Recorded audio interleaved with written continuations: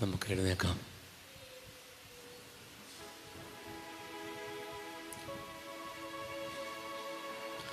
ഈശോ മിശിഹായ്ക്ക് സ്തുതിയായിരിക്കട്ടെ. എപ്പോഴും സ്വീകരിക്കട്ടെ.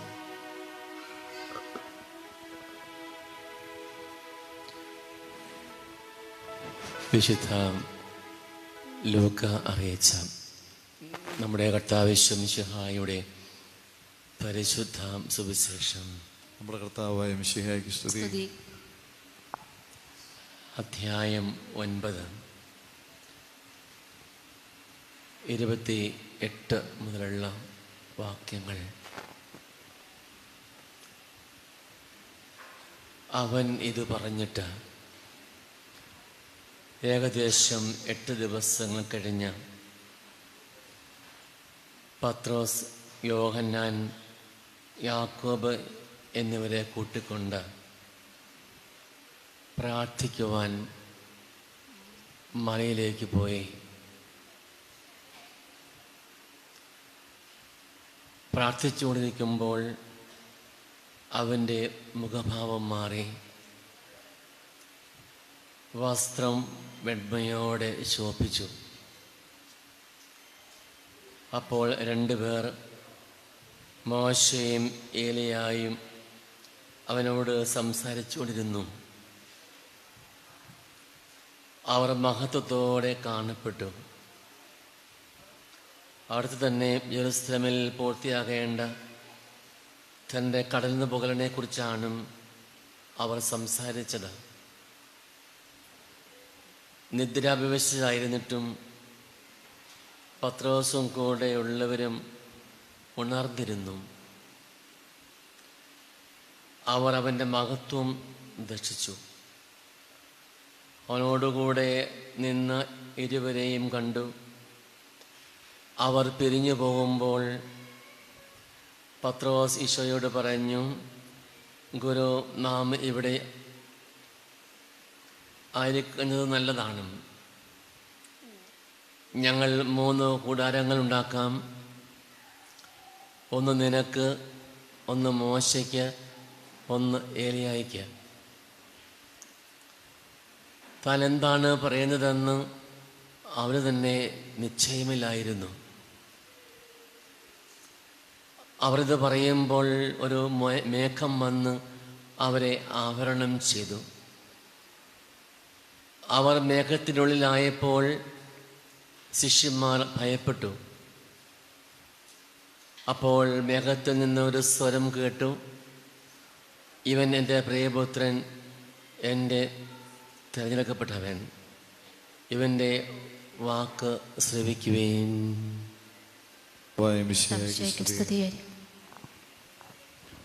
കർത്താവായ യേശുവേ, ഈ മണിക്കൂറുകളെ അങ്ങേ കരങ്ങളിൽ ഞങ്ങൾ സമർപ്പിക്കുന്നു.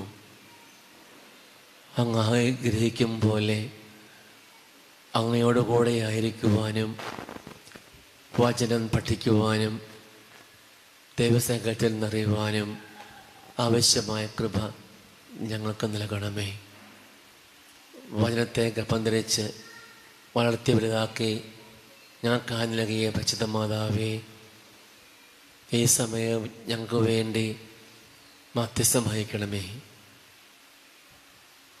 നിത്യം പിതാവും പുത്രനും പരിശുദ്ധാത്മാവുമായ സർവേശ്വര എന്നേക്കും ആമേൻ.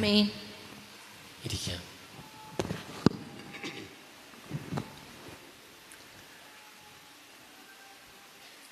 ഈശോയിൽ ഏറ്റവും സ്നേഹിക്കപ്പെട്ട മാതാപിതാക്കളെയും സഹോദരി സഹോദരന്മാരെ, നമ്മൾ ഇന്ന് ഒരുപക്ഷെ പതിവ് പോലെ ഈ ആലയത്തിൽ രാത്രി പ്രാർത്ഥനയ്ക്കായിട്ട് വന്നിരിക്കുകയാണ്. സാധാരണ ദിവസങ്ങളിൽ നമ്മൾ വിശ്രമിക്കുന്ന സമയം, പകലിൻ്റെ അധ്വാനമെല്ലാം കഴിഞ്ഞ് ഉറങ്ങുവാൻ പോകുന്ന ഏറ്റവും സ്വസ്ഥമായ ഒരു സമയമാണ്.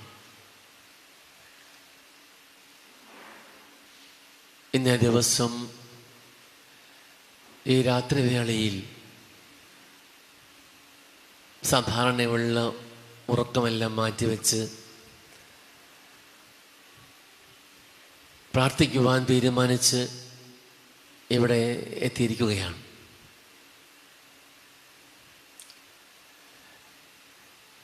എനിക്കറിയാം, ഈ രാത്രിയിൽ വചനം പങ്കുവയ്ക്കുമ്പോൾ ഉറക്കം വരാൻ സാധ്യതയുണ്ടാകും.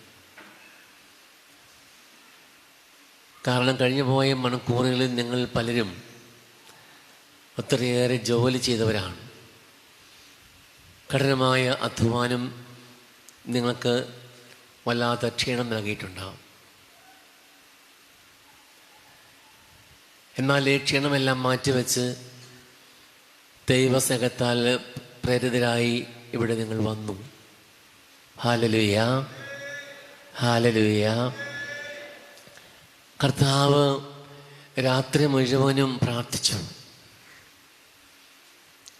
വിശുദ്ധ ലൂക്കാസ് സുവിശേഷം അധ്യായം 6:12 നമ്മൾ വായിക്കുന്നുണ്ട്. അവൻ രാത്രി മുഴുവനും പ്രാർത്ഥിച്ചു. തന്നെയുമല്ല, തൻ്റെ ശിഷ്യന്മാരോട് നിരന്തരം പ്രാർത്ഥിക്കുവാൻ ആവശ്യപ്പെടുകയും ചെയ്തു. വിശുദ്ധ മത്തായിയുടെ സുവിശേഷം അധ്യായം 14:22 മുതലുള്ള വാക്യങ്ങളിൽ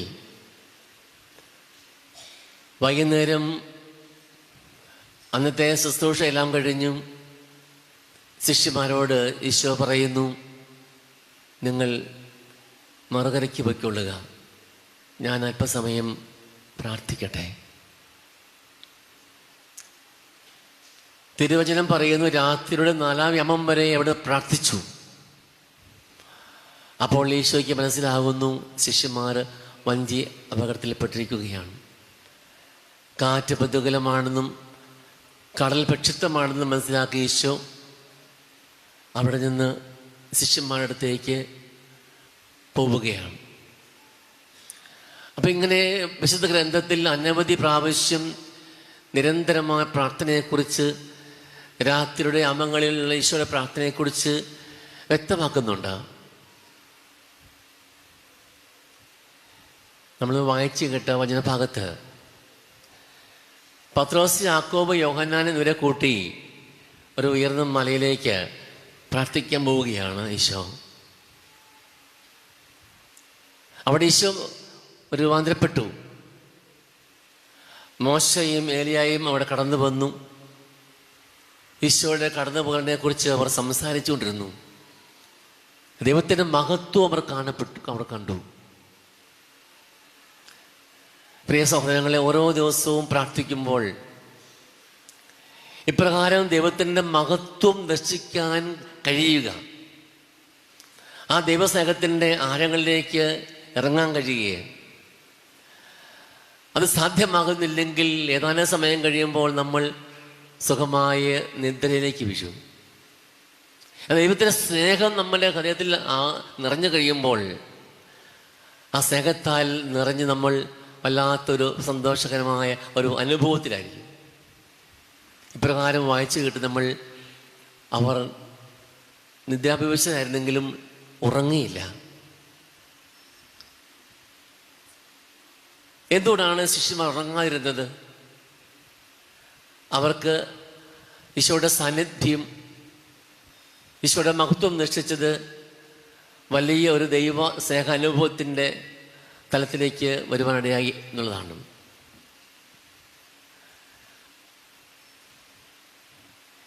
ഈ ദൈവികമായിട്ടുള്ള മഹത്വം നിശ്ചയിക്കാത്തത് കൊണ്ട്, യാതൊരു അനുഭവവും പ്രാർത്ഥനയിൽ ലഭിക്കാത്തത് കൊണ്ടാണ് പലപ്പോഴും നമുക്ക് ക്ഷീണം, ഉറക്കം അങ്ങനെ കടന്നു വരിക. ഇതൊക്കെ പ്രാർത്ഥിക്കാൻ ഇരിക്കുമ്പോഴേ ഉറക്കം വരും, അല്ല? ഇപ്പം തന്നെ തുടങ്ങിയോ? പ്രാർത്ഥിക്കാൻ ഇരിക്കുമ്പോഴേ ഉറക്കം വരും. ഏറ്റവും അധികം നമ്മൾ ഈ ശരീരത്തിൻ്റെ പ്രത്യേകത വായ്ക്കട്ട വിടുക, ഉറങ്ങുക, അങ്ങനെ അങ്ങ് ഇരിക്കുക, ഇതിൽ പ്രാർത്ഥനയിലാണ് പല വിചാരം വരികയാണ്. അപ്പോൾ പ്രാർത്ഥിക്കാൻ വരുമ്പോൾ പറയും, കുമ്പസാരിക്കുമ്പോൾ പറയും, അച്ഛാ പല വിചാരമാണ് പ്രാർത്ഥനയിൽ, ശ്രദ്ധിക്കാൻ പറ്റുന്നില്ല, എത്ര ശ്രമിച്ചിട്ട് ഉറക്കം വരികയാണ്. യാതൊരു സംശയവും വേണ്ട. നമുക്ക് യഥാർത്ഥത്തിലുള്ള ഒരു ദൈവസഹത്തിൻ്റെ സ്പർശനമില്ലാത്തതുകൊണ്ടാണ്. ശിഷ്യന്മാർക്ക് ഈ ദൈവത്തിൻ്റെ മഹത്വം ദർശിക്കാൻ കഴിഞ്ഞത് കൊണ്ടാണ് അവരങ്ങനെ ഉണർന്നിരുന്നത് എന്ന് കാണാം. പക്ഷെ അതേ ശിഷ്യന്മാർ തന്നെ ഗത്സമനയിൽ ഈശോ പ്രാർത്ഥിക്കുമ്പോൾ അവിടെ അതേ ഒരു പ്രാർത്ഥനയുടെ പശ്ചാത്തലമുണ്ട്. അവിടെ വിശുദ്ധ മത്തായിയുടെ സുവിശേഷം അധ്യായം 26 44 വാക്യത്തിലേക്ക് വരുമ്പോൾ കാണാൻ പറ്റുമത്. അവിടെ ഇപ്രകാരം വായിക്കുന്നുണ്ട്: കർത്താവ് പ്രാർത്ഥിക്കുവാൻ വേണ്ടി ഈ പത്രോസ്, യാക്കോബ്, യോഹന്നാൻ അതേ 3 പേര് തന്നെ കൂട്ടിക്കൊണ്ട് പ്രാർത്ഥിക്കാൻ പോയി. എങ്ങോട്ട് പോയി? ഗത്സമനിലേക്ക് പ്രാർത്ഥിക്കാൻ പോയി. ഗത്സമനിലേക്ക് ഈശോ എന്ത് പറഞ്ഞു? അവരോട് പറയുകയാണ്, നിങ്ങൾ ഉണർന്നിരുന്ന് പ്രാർത്ഥിക്കുക, എന്നോട് കൂടി ഉണർന്നിരുന്ന് പ്രാർത്ഥിക്കുക. ഒരു മണിക്കൂർ സമയം. 3 പ്രാവശ്യം കർത്താവ് വന്ന് നോക്കിയപ്പോൾ 3-ാം പ്രാവശ്യവും അവർ ഉറങ്ങിക്കൊണ്ടിരിക്കുകയാണ്. അപ്പോൾ അവിടെ ഒരു വിശദീകരണം ഉണ്ടെന്നറിയാമോ? അവരുടെ കണ്ണുകൾ നിദ്രാഭാരമുള്ളവയായിരുന്നു. ഓക്കെ, ഈ 2 വായിച്ച വചനഭാഗത്ത് ഇപ്പോൾ പങ്കുവെച്ച വചനഭാഗത്തും ശിഷ്യന്മാർ ഒരേ സമയത്ത് ആ 3 ശിഷ്യന്മാർ പ്രാർത്ഥിക്കുമ്പോൾ ഒരേ കോണ്ടസ്റ്റാണ്, ഒരേ പശ്ചാത്തലമാണ്. പക്ഷെ എന്തുകൊണ്ടാണ് ഇവിടെ ഉറക്കം വന്നത്? അവിടെ ശിഷ്യന്മാർക്ക് താപോർമലയിൽ പ്രാർത്ഥിക്കുമ്പോൾ അവർ ദൈവികമായി മഹത്വം ദർശിച്ചുകൊണ്ട് അവർ ഉണർന്നിരുന്നു. പക്ഷെ ഇവിടെയോ വേദനയുടെ, സഹനത്തിൻ്റെ, പീഡാനുഭവത്തിൻ്റെ ഒരു പശ്ചാത്തലമുണ്ട്. കർത്താവോട് പറയുന്നുണ്ട് സഹിക്കാൻ പോകുന്ന കാര്യങ്ങളെക്കുറിച്ച്, കുരിശ് മരണത്തെക്കുറിച്ച്, സഹനോദ്ധാന രഹസ്യങ്ങളെക്കുറിച്ച് ഈശോ പറയുമ്പോൾ ഈ ശിഷ്യന്മാർക്ക് വല്ലാത്ത ദുഃഖമാണ്. എന്താ സംഭവിക്കാൻ പോകുന്നതിനെ കുറിച്ചുള്ള വ്യക്തമായ ധാരണയൊന്നുമില്ല. എന്തൊക്കെയോ സംഭവിക്കാൻ പോകുന്നുണ്ട്, ദുഃഖകരമായ കാര്യങ്ങളാണ്, അത്ര എമ്പകരമായ കാര്യങ്ങളൊന്നുമല്ല. അപ്പം അങ്ങനെ സംഭവിക്കാൻ പോകുന്ന കാര്യങ്ങളെക്കുറിച്ചുള്ള ആകുലത, ദുഃഖം, മനപ്രയാസം അവരൊക്കെ വല്ലാതെ അസ്വസ്ഥകളാക്കി അവർ ഉറങ്ങിപ്പോയി. അപ്പം നമ്മുടെ മനസ്സിൻ്റെ ഭാരം, ദുഃഖം, നിരാശപ്പെടുന്ന ഓർമ്മകളൊക്കെ നമ്മുടെ മനസ്സിലുണ്ടെങ്കിൽ ഈ പ്രാർത്ഥനയിലും ചിലപ്പോൾ നിങ്ങൾക്ക് അറിയാതെ ഉറക്കം വരാൻ സാധ്യതയുണ്ട്. കാരണം മനസ്സിൻ്റെ ഭാരം, ഞാൻ പറഞ്ഞല്ലോ, ആദ്യം തന്നെ പറഞ്ഞു, നിങ്ങൾ അധ്വാനിച്ച് ദിവസത്തെ അധ്വാനമെല്ലാം കഴിഞ്ഞ് വന്നവരാണ്, ക്ഷീണിതരാണ്, ഒക്കെയുണ്ട്. നമ്മുടെയൊക്കെ മനസ്സിനെ നൊമ്പരപ്പെടുത്തുന്ന ഒത്തിരി ചിന്തകളുണ്ടാവും. കുടുംബത്തിൻ്റെ പശ്ചാത്തലങ്ങൾ, വ്യക്തിബന്ധങ്ങളിലെ കുറവുകൾ, സാമ്പത്തിക ബുദ്ധിമുട്ടുകൾ, രോഗാവസ്ഥകൾ എല്ലാം കൊണ്ട് നമ്മൾ വല്ലാത്ത ഒരു ദുഃഖത്തിൻ്റെ പശ്ചാത്തലം ഉണ്ടെങ്കിൽ നമുക്കിതുപോലെ ഉറക്കം വരാൻ സാധ്യതയുണ്ട്. അപ്പം എന്ത് ചെയ്യണം? ദൈവത്തിൻ്റെ കരങ്ങളിലേക്ക് ഇവ സമർപ്പിക്കണം. നമ്മുടെ കണ്ണുകൾ കർത്താവിലേക്ക് ഉയർത്തുക. ദൈവസ്ഥാനത്തിലേക്ക് നമ്മുടെ മനസ്സിൻ്റെ നൊമ്പരങ്ങൾ ഉയർത്തി വയ്ക്കുക. അപ്പോൾ നമുക്ക് ഉറങ്ങാതെ പ്രാർത്ഥിക്കാൻ പറ്റും. പറഞ്ഞേ ഹല്ലേലൂയ. ഒച്ച പറഞ്ഞേ, 2 കരത്തിൽ പറഞ്ഞേ ഹല്ലേലൂയ, ഹല്ലേലൂയ. അപ്പൊ നമ്മുടെ മനസ്സിൻ്റെ നൊമ്പരങ്ങൾ ഇപ്പോൾ തന്നെ കർത്താവിൻ്റെ കരങ്ങളിലേക്ക് സമർപ്പിക്കുമ്പോൾ മനസ്സിന് വല്ലാത്തൊരു സ്വാതന്ത്ര്യം ഉണ്ടാവും, വിടുതൽ കിട്ടും. ആ വിടുതൽ, ആ സ്വാതന്ത്ര്യമാണ് പ്രാർത്ഥിക്കാൻ നിമിഷങ്ങൾ ഞങ്ങളെ സഹായിക്കുന്നത്, വചനം കേൾക്കുവാൻ സഹായിക്കുന്നത്, അനുഭവമായി തീരുന്നത്. വലിയ ദുഃഖമൊന്നും വിചാരിക്കുക, വലിയ ക്ലേശങ്ങളൊന്നുമില്ല, രോഗാവസ്ഥകളുമില്ല, സാമ്പത്തികമായ ബുദ്ധിമുട്ടുകളില്ല, നല്ല സന്തോഷകരമായ ജീവിതമാണ്, അല്ലെങ്കിൽ വലച്ചിലുമില്ല. അങ്ങനെയുള്ള അവസ്ഥയിൽ പ്രാർത്ഥിക്കാൻ എളുപ്പമാണ്. നമുക്ക് സുഭിക്ഷമായി ജീവിക്കുമ്പോൾ പ്രാർത്ഥിക്കാൻ എളുപ്പമാണ് നമുക്ക്. പക്ഷെ ഓരോ ദിവസവും നമ്മളിലേക്ക് ഓരോ സഹനങ്ങൾ വരുമ്പോഴോ, ഒരു ചെറിയ ഒരു തലവേദനയുണ്ടായി, ഒരു പനി വന്നാൽ മതി, പ്രാർത്ഥിക്കുമോ? അവിടെ കിടക്കും. അപ്പം നിസ്സാരമായിട്ടുള്ള ഒരു രോഗം പോലും പ്രാർത്ഥിക്കുവാൻ നമുക്ക് തടസ്സമാണെങ്കിൽ നമ്മുടെയൊക്കെ അവസ്ഥ എന്താ? അപ്പം എന്ത് ചെയ്യണം? നമ്മുടെ ജീവിതത്തിൽ ഇന്ന് ഞാൻ നേരിടുന്ന എല്ലാ സങ്കടങ്ങളെയും ദുഃഖ അനുഭവങ്ങളെയും ഈശോയുടെ സ്ഥലത്തിലേക്ക് സമർപ്പിച്ച് നിങ്ങൾ ഇരിക്കണം.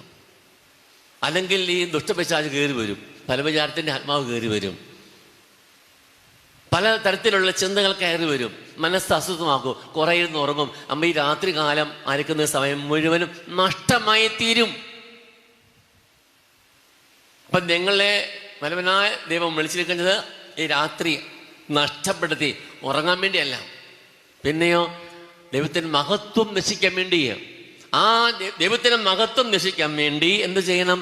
നമ്മളിപ്പോൾ അനുഭവിക്കുന്ന എല്ലാ അവസ്ഥകളെയും, എല്ലാ വിപരീതമായ അനുഭവങ്ങളെയും, രോഗാവസ്ഥകളെയും ഈശോയുടെ ദൈവത്തിൻ്റെ കരങ്ങളിലേക്ക് നമ്മൾ സമർപ്പിക്കണം. നമുക്ക് എഴുന്നേക്കാം. ഈ ആരാധനയ്ക്ക് പശ്ചാത്തലമായിട്ട് നിൽക്കുന്ന എല്ലാ കാര്യങ്ങളെയും നല്ല ദൈവത്തിൻ്റെ കരങ്ങളിലേക്ക് നിങ്ങൾക്ക് സമർപ്പിക്കുക. അതല്ലെങ്കിൽ ഞാൻ ആദ്യം പറഞ്ഞ പോലെ ഈ ആരാധന നിങ്ങൾക്ക് യാതൊരു അനുഭവവും ലഭിക്കത്തില്ല.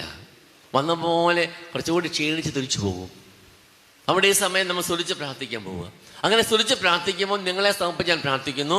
ആ സമയത്ത് നിങ്ങളിലുള്ള ക്ഷീണത്തിൻ്റെ, അവശതയുടെ, രോഗത്തിൻ്റെ, ദുഷ്ടാത്മാവിൻ്റെ എല്ലാ അവസ്ഥയിൽ നിന്നും വിടുതൽ ലഭിക്കാൻ ഇടയാവും. ഒന്നിച്ച് പറഞ്ഞേ ഹല്ലേലൂയ. രണ്ട് കരമെടുത്ത് പറഞ്ഞേ ഹല്ലേലൂയ, ഹല്ലേലൂയ, ഹല്ലേലൂയ. കരമുയർത്തി സ്തുതിച്ച് പ്രാർത്ഥിക്കാം. ഹല്ലേലൂയ. യേശുവേ ആരാധന. രണ്ട് കരമുയർത്തി പ്രാർത്ഥിക്കട്ടെ, സ്തുതിച്ച് പ്രാർത്ഥിക്കട്ടെ. Hallelujah, hallelujah, hallelujah. യേശുവേ ആരാധന. Hallelujah, hallelujah, hallelujah. യേശുവേ കടന്നു വരണമേ. കർത്താവേ ആരാധിക്കുന്നു. ഈശോയെ നന്ദി പറയുന്നു. ഞങ്ങളെ സമ്പൂർണ്ണം അങ്ങേ കരങ്ങളിലേക്ക് സമർപ്പിക്കുന്നു. ഈശോയെ കടന്നു വരണമേ. Hallelujah, hallelujah, hallelujah. യേശുവേ, യേശുവേ, യേശുവേ, യേശുവേ, യേശുവേ കടന്നു വരണമേ, കടന്നു വരണമേ. ഹല്ലേലൂയ. പിതാവേ ആരാധന. യേശുവേ ആരാധന, യേശുവേ ആരാധന. Hallelujah, hallelujah, hallelujah. യേശുവേ ആരാധിക്കുന്നു, സ്തുതിക്കുന്നു. ദൈവമേ കടന്നു വരണമേ. കർത്താവേ ഞങ്ങൾ വസിക്കണമേ. എല്ലാ തിന്മകളും അകന്നു പോകട്ടെ, എല്ലാ പൈശാചിക ശക്തികളും അകന്നു പോകട്ടെ. ദൈവകൃപയാൽ നിറയട്ടെ, ആത്മാശക്തി നിറയട്ടെ. യേശുവേ, യേശുവേ, യേശുവേ, യേശുവേ, യേശുവേ. മനസ്സിന്റെ എല്ലാം മുമ്പെടുത്ത് മാറ്റണമേ. ക്ഷീണം, അസ്വസ്ഥത, നിരാശ, ഉത്കണ്ഠ എടുത്ത് മാറ്റണമേ. Hallelujah, hallelujah, hallelujah. യേശുവേ, യേശുവേ, യേശുവേ, യേശുവേ, യേശുവേ, യേശുവേ, യേശുവേ, യേശുവേ, യേശുവേ. ആരാധന, ആരാധന, ആരാധന, ആരാധന, സമർപ്പിക്കുന്നു. ഈശോയെ തിന്മയെന്ന് പൈശാചിക ബന്ധത്തിൽ നിന്ന് അതിപൂർണ്ണമായ വിടുതൽ നൽകണമേ എന്ന് പ്രാർത്ഥിക്കുന്നു. Hallelujah, hallelujah, hallelujah. യേശുവേ, യേശുവേ, യേശുവേ, യേശുവേ, യേശുവേ, യേശുവേ, യേശുവേ, യേശുവേ, യേശുവേ. ആരാധന, ആരാധന, ആരാധന, ആരാധന, ആരാധന. യേശുവേ, യേശുവേ, യേശുവേ, യേശുവേ,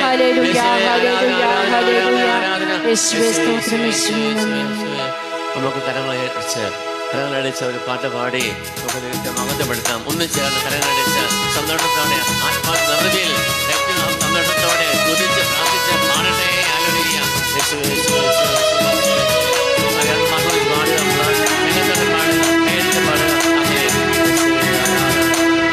നല്ലവൻ അവൻ വല്ലഭൻ, അവൻ ദയയോടെന്നുമുള്ളത്. നല്ലവൻ അവൻ വല്ലഭൻ, അവൻ ദയയോടെന്നുമുള്ളത്. പെരുവെള്ളത്തിൽ ഇരച്ചിൽ പോലെ സ്തുതിച്ചിടുക നാം അവന്റെ നാമം. പെരുവെള്ളത്തിൽ ഇരച്ചിൽ പോലെ സ്തുതിച്ചിടുക നാം അവന്റെ നാമം. Hallelujah, hallelujah, hallelujah, hallelujah. മഹത്വവും ന്യായവും സ്തോത്രവും ബഹുമാനം ശക്തിയും ബലവും യേശുവിന്. ആമേൻ. മഹത്വവും ന്യായവും സ്തോത്രവും ബഹുമാനം ശക്തിയും ബലവും യേശുവിന്.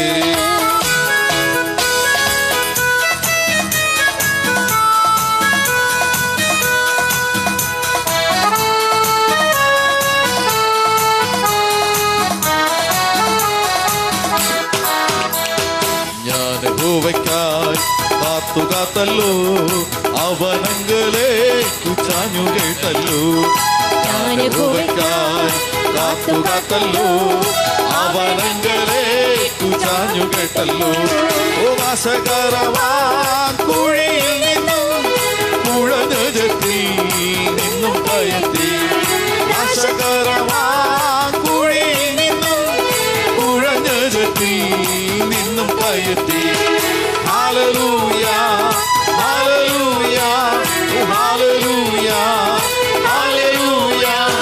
മഹത്വവും ജ്ഞാനവും സ്തോത്രവും ബഹുമാനം ശക്തിയും ബലവും യേശുവിന്. ആമേൻ. മഹത്വവും ജ്ഞാനവും സ്തോത്രവും ബഹുമാനം ശക്തിയും ബലവും യേശുവിന്.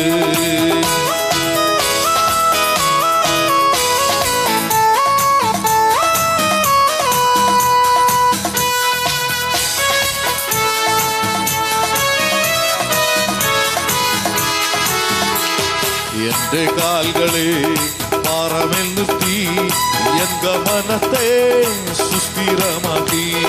എന്റെ കാൽകളെ പാറമേൽ നിർത്തി എൻ ഗമനത്തെ സുസ്ഥിരമാക്കി. പുതിയൊരു പാട്ടെനിക്കു തന്നു എൻ കർത്താവിന് സ്തുതികൾ തന്നെ. പുതിയൊരു പാട്ടെനിക്കു തന്നു എൻ കർത്താവിന് സ്തുതികൾ.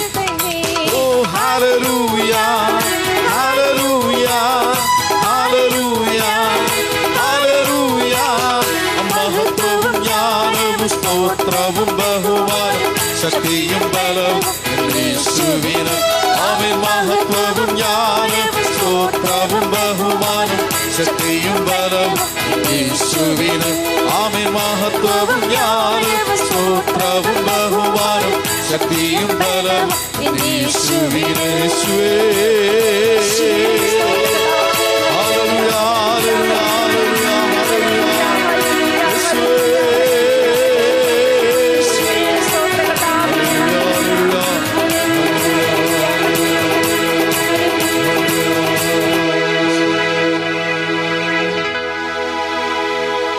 Hallelujah hallelujah hallelujah. ഹല്ലേലൂയ.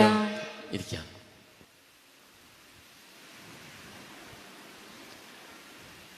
പ്രിയ സഹോദരങ്ങളെ, നിങ്ങളെ എല്ലാവരെയും ദൈവം വലിയ സ്നേഹത്തോടെ വിളിച്ച് ഇവിടെ കൊണ്ടുവന്നതാ. സംശയമുണ്ടോ? അനേകർക്ക് ഇവിടെ വരാമായിരുന്നു, പക്ഷേ വളരെ പ്രത്യേകമായ സ്നേഹത്തോടെ നിങ്ങൾ വിളിച്ചതാ. വിശുദ്ധ യോഹന്നാൻ അധ്യായം 6:44. യോഹന്നാൻ 6:44 അവിടെ പറയുന്നുണ്ട്, എൻ്റെ പിതാവിനാൽ ആകർഷിക്കപ്പെടാതെ ആർക്കും എൻ്റെ അടുക്കലേക്ക് വരാൻ കഴിയത്തില്ല. ദൈവത്താൽ ആകർഷിക്കപ്പെട്ട, ദൈവത്തിൻ്റെ വെളിയില്ലാതെ ഒരു വ്യക്തിക്കും ഈ ആലയത്തിലേക്ക്, ഈ ആരാധനയിലേക്ക് വരുവാൻ കഴിയുകയില്ല. അപ്പോൾ നിങ്ങളുടെ കൂടി വരവിൻ്റെ പിന്നിലുള്ള ശക്തി എന്നത് എന്താണ്? ദൈവത്തിൻ്റെ പ്രത്യേകമായിട്ടുള്ള വെളിയാണ്, സ്നേഹമാണ്. ഹല്ലേലൂയ. ഇത് തിരിച്ചറിയണം. ഞാനോ നിങ്ങളോ തീരുമാനിച്ചുറപ്പിച്ച കാര്യമല്ല ഇത്. ഒരു പടുകൂടി കടന്ന് ദൈവത്തിൻ്റെ അനന്തമായ സ്നേഹത്തിൻ്റെ ശക്തിയാൽ നിങ്ങളെ നിറയ്ക്കാൻ ഇവിടുന്ന് ആഗ്രഹിക്കുന്നുണ്ട്. തൻ്റെ കൃപയുടെ സമൃദ്ധി നൽകുവാൻ യേശു ആഗ്രഹിക്കുന്നുണ്ട്. ദൈവസ്നേഹത്തിൻ്റെ ആഴങ്ങളിലേക്ക് നിങ്ങളെ കടത്തിക്കൊണ്ടു പോകുവാൻ യേശു ആഗ്രഹിക്കുന്നുണ്ട്. അതുകൊണ്ട് പിതാവിൻ്റെ വിളിയാണ്, അവിടുത്തെ ശക്തിയാണ് ഇന്ന് നമ്മുടെ കൂട്ടായ്മയുടെ പിന്നിലുള്ളതെന്ന് നിങ്ങൾ തിരിച്ചറിയുക. കർത്താവിൻ്റെ സ്നേഹം എന്നെ ദമ്പതിക്കുന്നു എന്ന് അപ്പസ്തോലൻ കൊരിന്തോസിലെ എഴുതിയ ലേഖനത്തിൽ, 2-ാം ലേഖനത്തിൻ്റെ 5-ാം അധ്യായത്തിൽ 14-ാമത്തെ വാക്യത്തിൽ വായിക്കുന്നുണ്ട്. 2 കൊരിന്തോസ് 5:14. ദൈവസ്നേഹം എന്നെ നിർബന്ധിക്കുന്നു. സുഖമായിട്ട് കിടന്നുറങ്ങണ ഈ സമയത്തല്ലേ, വിശ്രമിക്കേണ്ട സമയമല്ലായിരുന്നോ? എന്തിനാ വന്നേ? പക്ഷെ ഉള്ളിൻ്റെ ഉള്ളിൽ വല്ലാത്ത ഒരു ആഗ്രഹം, ദൈവത്തിൻ്റെ കൂടെ ആയിരിക്കാൻ വേണ്ടി പ്രാർത്ഥിക്കാനുള്ള വലിയൊരു സ്നേഹത്തിൻ്റെ ആഴമായ ഒരു അനുഭവം, ഉള്ളിൻ്റെ ഉള്ളിൽ നിന്നൊരു വല്ലാത്ത സ്നേഹത്തിൻ്റെ അനുഭവം അല്ലേ പിന്നിലുള്ളത്? അതല്ലയോ? സങ്കീർത്തനത്തിൽ വായിക്കുന്നുണ്ട്, സങ്കീർത്തനം 63:1 വായിക്കുന്നുണ്ട്, ദൈവമേ അങ്ങെൻ്റെ ദൈവമാകയാൽ ഞാൻ അങ്ങയെ തേടുന്നു. ദൈവമേ അങ്ങെൻ്റെ ദൈവമാണ്, അതുകൊണ്ട് തന്നെ മറ്റൊരു ലക്ഷ്യവുമില്ല. അങ്ങെൻ്റെ ദൈവമാകയാൽ അങ്ങ് ഞാൻ തേടുന്നു. നീത്തോട് തേടുന്ന മാൻപേടെ പോലെ സങ്കീർത്തകന്റെ 42-ാം സങ്കീർത്തനത്തിന്റെ ആദ്യ വാക്കിൽ വായിക്കും, നീർത്തോട് തേടുന്ന മാൻപേടയെ പോലെ എൻ്റെ ദൈവമേ ഞാൻ അങ്ങനെ തേടുന്നു. വല്ലാത്തൊരു തേടലാണ്. വെള്ളമില്ലാതെ ദാഹിച്ച് മരിക്കുന്ന ഒരവസ്ഥയിൽ നീ ഈ മാൻ മടക്കുകയാണ്, ഓടുകയാണ്. ആ മാൻപടയെ പോലെ മരണത്തെ തുല്യമായിരിക്കുന്ന അവസ്ഥയിൽ ദൈവത്തെ തേടിക്കൊണ്ടിരിക്കുക നമ്മൾ കർത്താവിൻ്റെ അടുക്കലേക്കുള്ള യാത്രയിൽ. അങ്ങനെ ദൈവമാണ്. അതുകൊണ്ട് തന്നെ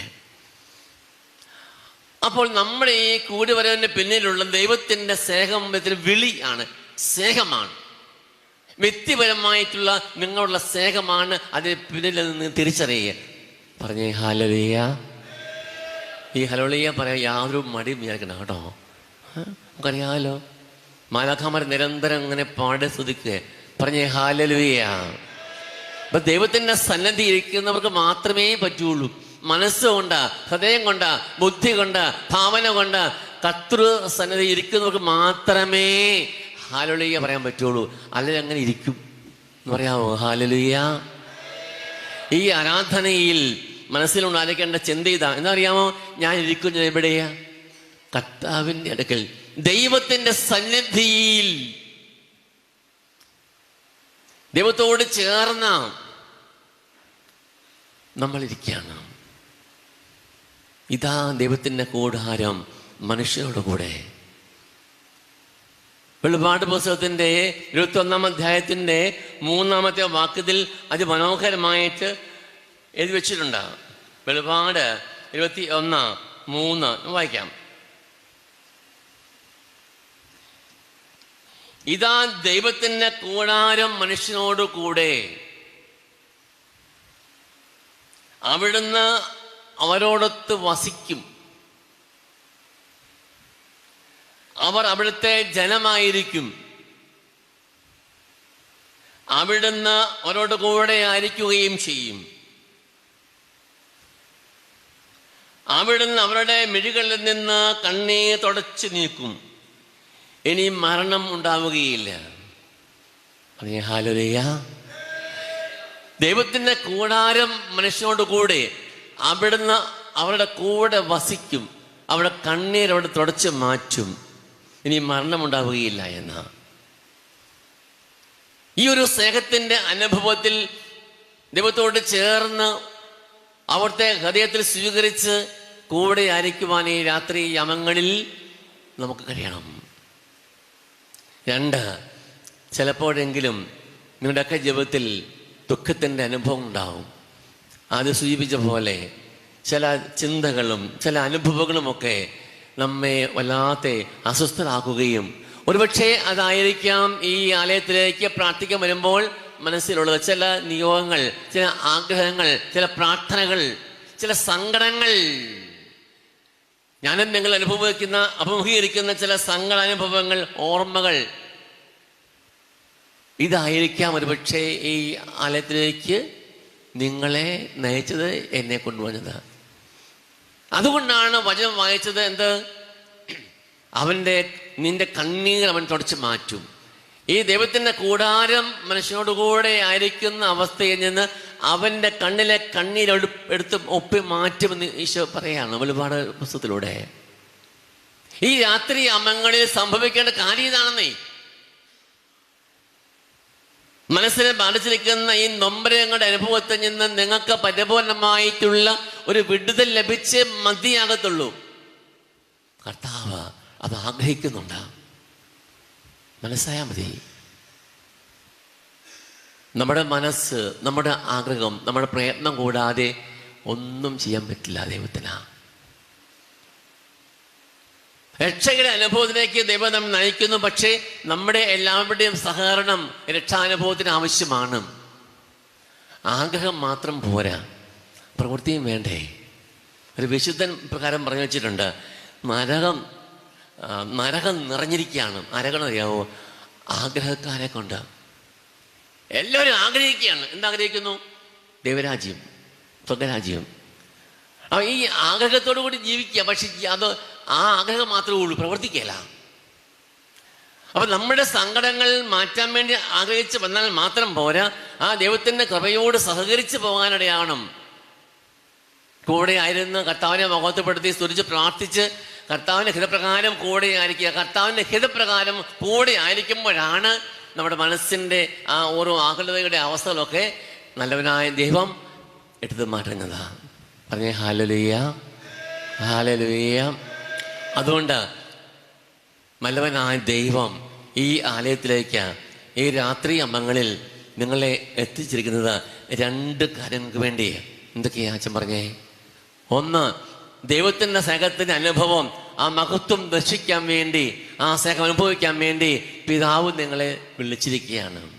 2, നിങ്ങൾ നയിച്ച നിങ്ങളുടെ അനുഭവങ്ങളായിരിക്കാം, ദുഃഖാനുഭവങ്ങളായിരിക്കാം, രോഗാവസ്ഥകളായിരിക്കാം, കണ്ണീർത്തുള്ളിയായിരിക്കാം, അവയെല്ലാം തുടച്ചു മാറ്റാനും സൗഖ്യപ്പെടുത്താനും പരിപൂർണമായ ഒരു വിടുതൽ നൽകാനും നല്ല ദൈവം ആഗ്രഹിക്കുന്നുണ്ട്. ഈ 2 കാര്യങ്ങളാണ് ഈ ആരാധനയിലേക്ക് നിങ്ങൾ നയിച്ചത് എന്നെനിക്ക് ഉറപ്പായ കാര്യമാണ്.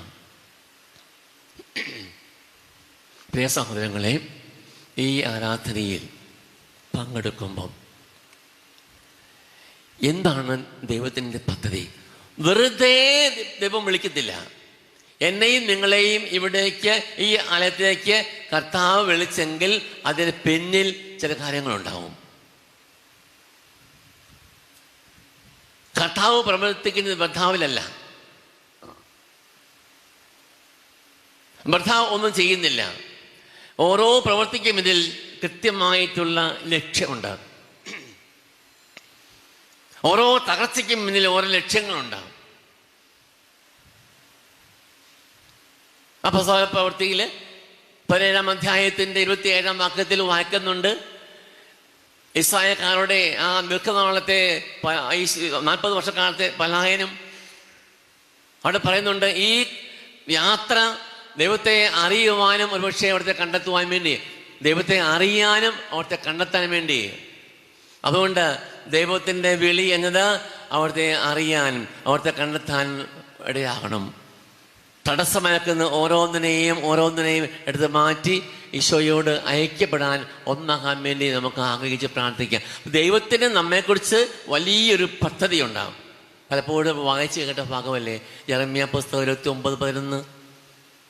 ദൈവത്തിന് നമ്മോട് പദ്ധതിയുണ്ട്, നമ്മുടെ ക്ഷേമത്തിനുള്ള പദ്ധതിയാണ്. പല പ്രാവശ്യം ആവർത്തിച്ച് ധ്യാനിച്ച വചനമാണ്. ഞാൻ ചോദിക്കട്ടെ, എന്താണ് ഈ പദ്ധതി? ദൈവത്തിന് നിങ്ങളെക്കുറിച്ച് എന്നെക്കുറിച്ച് ഉള്ള പദ്ധതി എന്താണെന്നറിയാമോ? ലഗ്ഗലെ ഇവിടെ ഇരുന്നൊരു കാര്യമുള്ളൂ. എന്തിനു വേണ്ടി നിങ്ങളെ ദൈവം ഇടയ്ക്ക് വിളിച്ചു? എന്തിന് നിങ്ങൾ വന്നിങ്ങോട്ടാ? ആ ബോധ്യം ഉണ്ടാകണം. അല്ലെ കുറെ കഴിയുമ്പോൾ നമുക്ക് മടുത്ത് എതിർത്ത് പോവാം. എന്തിനാ വന്ന് ആക്രിയ?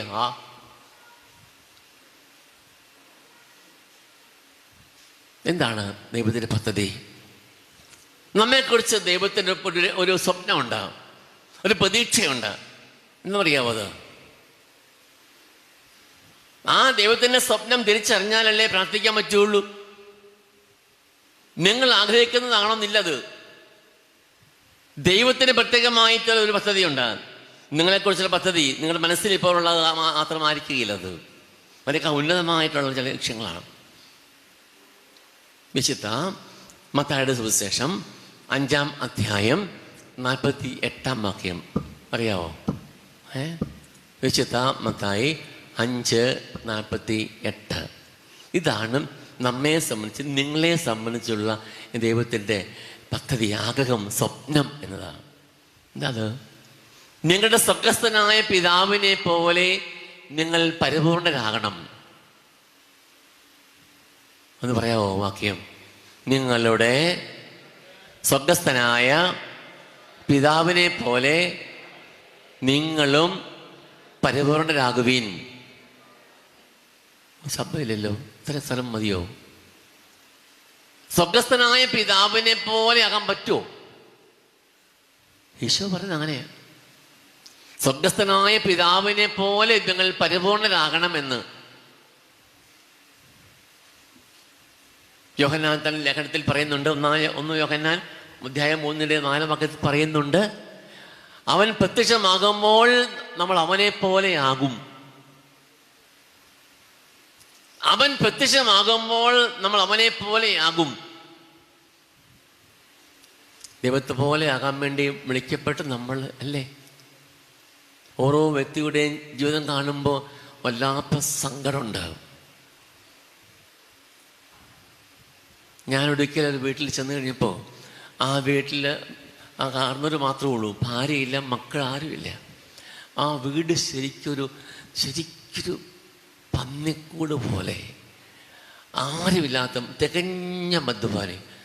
ഞാൻ ആ ഇടവോ പള്ളിയിൽ ചെന്നിട്ട് 3 വർഷക്കാലം വികാരി. ഒറ്റ പ്രാവശ്യം ആ മനുഷ്യനും പള്ളി വന്നിട്ടില്ലേ. ഞാൻ അവിടെ ചെന്ന് കണ്ടു, കേട്ടു, തിരിച്ചു പോയെന്നില്ലാതെ കാര്യമായിട്ടുള്ള മാറ്റമൊന്നും ആ മനുഷ്യൻ ഞാൻ കണ്ടില്ല. പ്രാർത്ഥനയിൽ എങ്ങനെ കൊണ്ടു നടന്നു ഞാൻ. ദൗർഭാഗ്യം. എന്നിട്ടെന്ന് സംഭവിച്ചറിയാമോ? അവസാനം ഈ മനുഷ്യൻ മദ്യവെച്ച് നടന്ന് ഒരു വണ്ടിയിലായിട്ട് ഇടിച്ച് ഏതാനും നാൾ കിടന്ന മനുഷ്യൻ മരിച്ചു. ഒരു വ്യക്തിക്കും ഒരു കുടുംബത്തിനും യാതൊരു ഉപകാരമില്ലാത്ത ജീവിതമല്ലേ അത്? മൃഗതുല്യമായ ജീവിതമല്ലേ അത്? എൻ്റെ പ്രിയ സഹോദരങ്ങളെ, നമ്മുടെ ജീവിതം അങ്ങനെ അല്ല. അതിനുവേണ്ടി അല്ല ഈ ജീവിതം. ദൈവത്തെ കണ്ടെത്താനും അനുഭവിക്കുവാനും വിശുദ്ധി ജീവിക്കുവാനും ദൈവത്തോളം ഉയരാൻ വേണ്ടിയാ. സ്വർഗസ്ഥനായ പിതാവിനോളം ഉയരാൻ വേണ്ടിയാ. നിങ്ങൾ ഇവിടെ ഇരിക്കുന്ന ഓരോരുത്തരെ കുറിച്ചും ദൈവത്തിന്റെ മനസ്സിലുള്ള പദ്ധതി എന്നത് അവിടുത്തെ പോലെ നിങ്ങൾ നിഷ്കളങ്കനായിരിക്കണം, വിശുദ്ധരായിരിക്കണമെന്നാണ്. ഇതാ ഞാൻ പറഞ്ഞത്, ആദ്യമായി പറഞ്ഞത്. നിങ്ങളെ കുറിച്ചുള്ള ദൈവത്തിന്റെ സ്വപ്നം എന്നത് മറ്റൊന്നുമല്ല. നിങ്ങൾക്ക് സൗഖ്യം നൽകി, ദീർഘായുസ് നൽകി, അങ്ങനെ ജീവിച്ചിരിക്കുക. 100, 110 ആണോ ദൈവത്തിന് ഇഷ്ടം? ഞാൻ പള്ളിയിൽ പോയി പ്രാർത്ഥിക്കുമായിരുന്നു കുറച്ച് മുമ്പേ. ചവറപ്പിതാവിൻ്റെ ഫോട്ടോ വെച്ചിട്ടുണ്ടായിരുന്നു. ചുരുങ്ങിയ കാലമേ ജീവിച്ചിരുന്നുള്ളൂ. എനിക്കൊന്ന് 75 ആ സംതിങ് അത്രേ ഉള്ളൂ, താഴെ. 70ഓളം വയസ്സോളം ജീവിച്ച മനുഷ്യൻ എത്രമാത്രം വിശുദ്ധി ജീവിച്ച് എന്ത് വലിയൊരവസ്ഥയെത്തി. ഈ ജീവിതം അതിനു വേണ്ടിയുള്ളതല്ലേ? നമുക്ക് എങ്ങനെയും ജീവിച്ചാൽ മതിയോ? ഏത് വിധേനയും ജീവിച്ച് മരിച്ചാൽ മതിയോ? ദൈവത്തിന്റെ ഹിതപ്രകാരം ജീവിക്കണ്ടേ? ഞാൻ ഏതാനും വർഷം മുമ്പ് ഒരു മലമണ്ടയ്ക്ക്, തലശ്ശേരി അതിരൂപതയിലെ ഒരു മലമണ്ടയ്ക്ക്, വളരെ ചെറുപ്പം, അച്ഛനായിട്ട് ആയിട്ടില്ല, വികാരിയായി. ഒരിക്കലും പള്ളി പോകാത്തൊരു മനുഷ്യനെ കണ്ടുമുട്ടി. അങ്ങനെ പലരും ഉണ്ട് അങ്ങനെ. അപ്പം എന്നോട് എനിക്ക് ഭയങ്കര ആഗ്രഹം, എങ്ങനെയെങ്കിലും ഈ മനുഷ്യനെ ഒന്ന് പള്ളിയിൽ കൊണ്ട് പ്രാർത്ഥിച്ച് ഒരു മനസാന്തരം ഉണ്ടാകണം. കാരണം ഞാൻ അച്ഛനായിട്ട് അധികം നാളായിട്ടില്ല. ആ മനസ്സിൻ്റെ വല്ലാത്തൊരു ആഗ്രഹമാണ്. ഇന്നും ആഗ്രഹം പോയിട്ടൊന്നുമില്ല കേട്ടോ. എങ്ങനെ ഈ മനുഷ്യനെ ഒന്ന് മനസ്സാന്തരപ്പെടുത്തി? തികഞ്ഞ മദ്യപാനിയാണ്, സ്കൂൾ അധ്യാപകനാണ്, ഹെഡ് മാസ്റ്ററാണ്. പക്ഷെ എന്ത് കാര്യം, കയ്യിരിപ്പ് മോശ. ഞാൻ പ്രാർത്ഥിച്ചുകൊണ്ടിരുന്നു. ഞാൻ അവിടുന്ന് സ്ഥലം മാറാനായി. പക്ഷേ എൻ്റെ ആഗ്രഹമോ പ്രാർത്ഥനയോ വിജയിച്ചില്ല. അവിടുന്ന് സ്ഥലം മാറാൻ മുമ്പ് എൻ്റെ അടുത്ത് ഒരാൾ ഓടി വന്ന് പറഞ്ഞു, അച്ഛാ വഗീസാറ് മരിക്കാൻ പോവുക, അച്ഛന് വേഗം വരണം. ആരാ? ഈ കക്ഷിയാ. മനസാന്തരപ്പെട്ട് നല്ലൊരു അവസ്ഥയിൽ കൊണ്ടുവരാൻ പറ്റിയില്ലല്ലോ, എന്നാൽ പിന്നെ എടുത്തോണ്ട് വരാമല്ലോ എന്ന് ഓർത്തു ഞാൻ അവിടെ ചെന്ന് അന്ത്യകുദാശ കൊടുത്തു. ഉപസാരിപ്പിച്ചു, പ്രാർത്ഥന കൊടുത്ത് അന്ത്യകുദാശം കൊടുത്തു. എന്നെ സങ്കടപ്പെടുത്തുന്ന ഒരു കാര്യം എന്നറിയാമോ?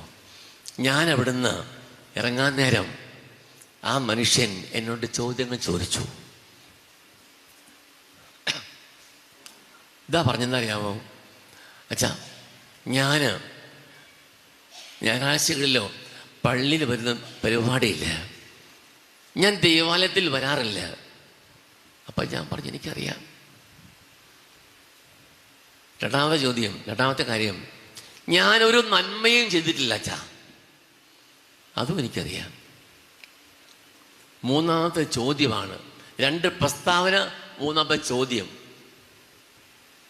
ചോദ്യം ഇതാണെന്നറിയാമോ? അച്ഛാ, എൻ്റെ ആത്മാവ് രക്ഷപ്പെടുമോ? എന്നാ പറയുന്നു? രക്ഷപ്പെടുവോ? രക്ഷപ്പെടുവോ? രക്ഷപ്പെടുകയില്ല എന്ന് പറഞ്ഞപ്പോൾ ആ മനുഷ്യന് അന്ത്യകുദാശ കഴിഞ്ഞ് അപ്പം തന്നെ എനിക്ക് കിടക്കാം, പിറ്റേ ദിവസം എനിക്ക് പണിയാവും. ഞാൻ പറഞ്ഞു, സാറേ ദൈവം കരുണയുള്ളവനാണ്, ദൈവം ക്ഷമിക്കും, കരുണ കാണിക്കും. അങ്ങനെ ആശ്വസിപ്പിച്ച് ഞാൻ തിരിച്ചു പോയി. ഏതാനും സമയം കഴിഞ്ഞിട്ട് ആ മനുഷ്യൻ മരിച്ചു. പിറ്റേ ദിവസം ഞാൻ അടക്കി. എൻ്റെ ആഗ്രഹം പോലെ നടന്നില്ല. ആ മനുഷ്യനെ അവസാനം കുമ്പസാരിപ്പിച്ച് കുർബാനയ്ക്ക് കൊടുത്ത് അന്ത്യകുദാശം കൊടുക്കാനുള്ള ഭാഗ്യം എനിക്കുണ്ടായി. അത്രയും സംഭവിച്ചതായാലും പറയാവോ? Hallelujah, hallelujah. എൻ്റെ പ്രിയ സഹോദരങ്ങളിലെ ദൈവത്തിൻ്റെ നിങ്ങളെക്കുറിച്ചുള്ള പദ്ധതി ഇതൊക്കെയാണെന്നേ. എത്ര വയസ്സാണ് മനുഷ്യൻ്റെ ആയുസ്? സങ്കീർത്തനം 90:10 മനുഷ്യൻ്റെ ആയുസ് 70 ഏറിയാൽ 80. ഈ ആയുസ്സിൻ്റെ കാലഘട്ടത്തിലൂടെ കടന്നു വന്ന് ഓരോ ദിവസവും മുന്നോട്ട് പോയി ആ ദൈവത്തെ കണ്ടെത്തി അനുഭവിച്ച് ഈ ലോകം വിട്ടു പോകാനുള്ള സൗഭാഗ്യം എനിക്കും നിങ്ങൾക്കും ഉണ്ടാകണം. അതാണ് ദൈവത്തിൻ്റെ പദ്ധതി. അവൻ പ്രത്യക്ഷമാകുമ്പോൾ ഞാൻ അവനെ പോലെയാകും. അവനെ പോലെ ആകും വരെ ഞാൻ കിടക്കും ചില സ്ഥലത്ത്, അല്ലേ? എവിടെയാ അത്? എൻ്റെ പേരെന്താ? ശുദ്ധീകരണ സ്ഥലം. ഈ വിശുദ്ധീകരണം, പ്രിയ സഹോദരങ്ങളെ, ഇവിടെ വെച്ച് ഈ ഭൂമിയിൽ തന്നെ ഈ വിശുദ്ധീകരണം നടക്കണം. മരിക്കാൻ നടക്കേണ്ട കാര്യമല്ലിത്. ഇന്ന് ആരോഗ്യമുള്ളപ്പോൾ, കഴിവുള്ളപ്പോൾ, സാധ്യതയുള്ളപ്പോൾ ആണ് അതിനുവേണ്ടി ഞാൻ പരിശ്രമിക്കേണ്ടത്. നാളേക്ക് മാറ്റി വെക്കേണ്ട ഒരു കാര്യമല്ല അത്. അതുകൊണ്ട് പ്രിയ സഹോദരങ്ങളെ, ദൈവം ആഗ്രഹിക്കുന്നത് നമ്മുടെ, എൻ്റെ, നിങ്ങളുടെ വിശുദ്ധീകരണമാണ് എന്ന് തിരിച്ചറിയുക. തെസ്സലോനിക്കയിലെ സഭയ്ക്ക് എഴുതി 1-ാം ലേഖനത്തിന്റെ 4-ാം അധ്യായത്തിന്റെ 3-ാം വാക്യത്തിൽ ഇതാണ് ദൈവഹിതം, നിങ്ങളുടെ വിശുദ്ധീകരണം എന്ന്. ഇത് തന്നെയാണ് ദൈവത്തിന്റെ ഹിതം. അപ്പൊ ദൈവത്തിന്റെ ഹിതം തിരിച്ചറിഞ്ഞ് പരിപൂർണം വിശുദ്ധീകരിക്കപ്പെടണം. നോമ്പുകാലം ആരംഭിച്ചല്ലേ, അല്ലേ? നോമ്പുണ്ടോ എല്ലാവർക്കും? എന്തിനാ നോമ്പെടുക്കുന്നത്? എന്തിനാ നോമ്പ്? പറയാമോ? എന്തിനാ നോമ്പെടുക്കുന്നേ? ഉപവാസം എന്തിനാ? ദൈവം തന്ന ഭക്ഷണമല്ലേ? രുചി ദൈവത്തിന്റെ ദാനമല്ലേ? ആരോഗ്യം ദാനമല്ലേ? പിന്നെ എന്തിനാ ഉപവാസം എടുക്കുന്ന ആവശ്യമില്ല? എല്ലാം ദൈവത്തിന്റെ ദാനമായിരിക്കെ എന്തിനാ ഇത് ഉപേക്ഷിക്കുന്നത്? പ്രിയ സഹോദരങ്ങളെ, ഉപവാസത്തിലൂടെ, നോമ്പിലൂടെ സഭ നമ്മോട് ആവശ്യപ്പെടുന്നത്, ലക്ഷ്യം വെക്കുന്നത് ഇതിനേക്കാൾ, ഇവയേക്കാൾ, ഇവരെക്കാൾ പ്രാധാന്യമുള്ളത് എന്ന ദൈവികമായ കാര്യങ്ങളാണ്, ദൈവമാണ്. ഈ ഭക്ഷണത്തെക്കാൾ എനിക്ക് വലുത് എൻ്റെ ദൈവമാണ്. ആ ദൈവത്തോടുള്ള സ്നേഹ നിമിത്തമാണ് ഞാനിത് ഉപേക്ഷിക്കുന്നത്. ദൈവ സ്നേഹം എന്നെ നിർബന്ധിക്കുന്നു ചില കാര്യങ്ങൾ മാറ്റിവെക്കാൻ, ചില കാര്യങ്ങൾ വേണ്ടെന്ന് വെക്കാൻ ദൈവം ആഗ്രഹിക്കുന്നു. അശുദ്ധിയിൽ നിന്നുള്ള വിടുതലാണ് ദൈവം ആഗ്രഹിക്കുന്നത്. അശുദ്ധിയിൽ നിന്ന്, പാപത്തിന്റെ അവസ്ഥയിൽ നിന്ന് അതിന്റെ പരിപൂർണമായ വിടുതലാണ് ഈ നോമ്പിലൂടെ നമ്മൾ പ്രാപിക്കേണ്ടത് എന്ന് പറയാവോ? ഹല്ലേലൂയ. ഈ വിശുദ്ധീകരണം, അതല്ലെങ്കിൽ ഈ നോമ്പാചരണം യാതൊരു ലക്ഷ്യവും കണ്ടെത്താതെ തീരും. എൻ്റെ മുന്നിടവകയിൽ ഒരു മനുഷ്യനുണ്ട്, അദ്ദേഹം ഭയങ്കര നോമ്പുകാരനാണ്. നോമ്പ് ആരംഭിക്കും മുമ്പ് 2 ദിവസം മുമ്പ് നോമ്പ് അദ്ദേഹം ആരംഭിക്കും.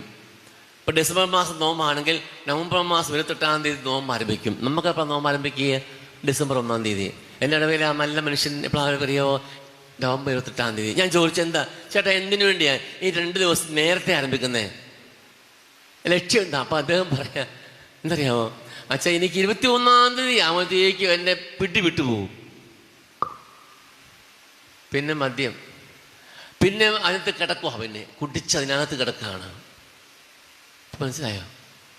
ഈ തരത്തിലുള്ള നോമ്പിൻ്റെ അനുഷ്ഠാനം കൊണ്ട് എന്ത് പ്രയോജനം? അതനുസരിച്ച് നമ്മുടെ മനസ്സിന് നവീകരണം സാധ്യമാകുന്നില്ലെങ്കിൽ എന്ത് പ്രയോജനം? അതുകൊണ്ട് നമ്മുടെ വിശുദ്ധീകരണം ആഗ്രഹിച്ചുകൊണ്ട് ചില കാര്യങ്ങൾ വേണ്ട എന്ന് വയ്ക്കുന്നത്, അതാണ് പ്രധാനപ്പെട്ട കാര്യം നോമ്പിലൂടെ. മനുഷ്യന് മാത്രമേ വേണ്ടാന്ന് വെക്കാൻ പറ്റുള്ളൂ, മൃഗത്തിന് പറ്റത്തില്ല, പക്ഷികൾക്ക് പറ്റത്തില്ല. ഇപ്പൊ ചില കാര്യങ്ങൾ വേണ്ടെന്ന് വെക്കാനുള്ള മനസ്സുണ്ടാകണം. അത് കുഞ്ഞുങ്ങളെ പഠിപ്പിക്കുകയും ചെയ്യണം. എന്ത് ചോദിച്ചാലും അങ്ങനെ കൊടുക്കുന്ന, എന്ത് പറഞ്ഞാലും ചെയ്തു കൊടുക്കുന്ന ഒരു പിതാവോ അമ്മയോ അല്ല ഇന്ന് ആവശ്യം. ചില കാര്യങ്ങൾ മക്കളെ വേണ്ട എന്ന് പഠിപ്പിക്കണം. ചില അരുതുകളുണ്ട് നമുക്ക്, ചില അരുതുകൾ, ചില വേണ്ടാത്ത കാര്യങ്ങൾ, അവ തെറ്റാണ്, പാടില്ല എന്ന് പഠിപ്പിക്കാനും കഴിയണം നമുക്ക്. അപ്പൊ ചില കാര്യങ്ങൾ നമ്മൾ വേണ്ടാന്ന് വെക്കുമ്പോൾ നമ്മുടെ കുഞ്ഞുങ്ങൾ കാണുമ്പോൾ അവർക്കത് പ്രചോദനമായി തീരും. വിശുദ്ധീകരണം സാധ്യമാകണം. പാപത്തിൻ്റെ അവസ്ഥയിൽ നിന്നുള്ള വിടുതലിന് വേണ്ടി നിങ്ങൾ പ്രാർത്ഥിക്കുക.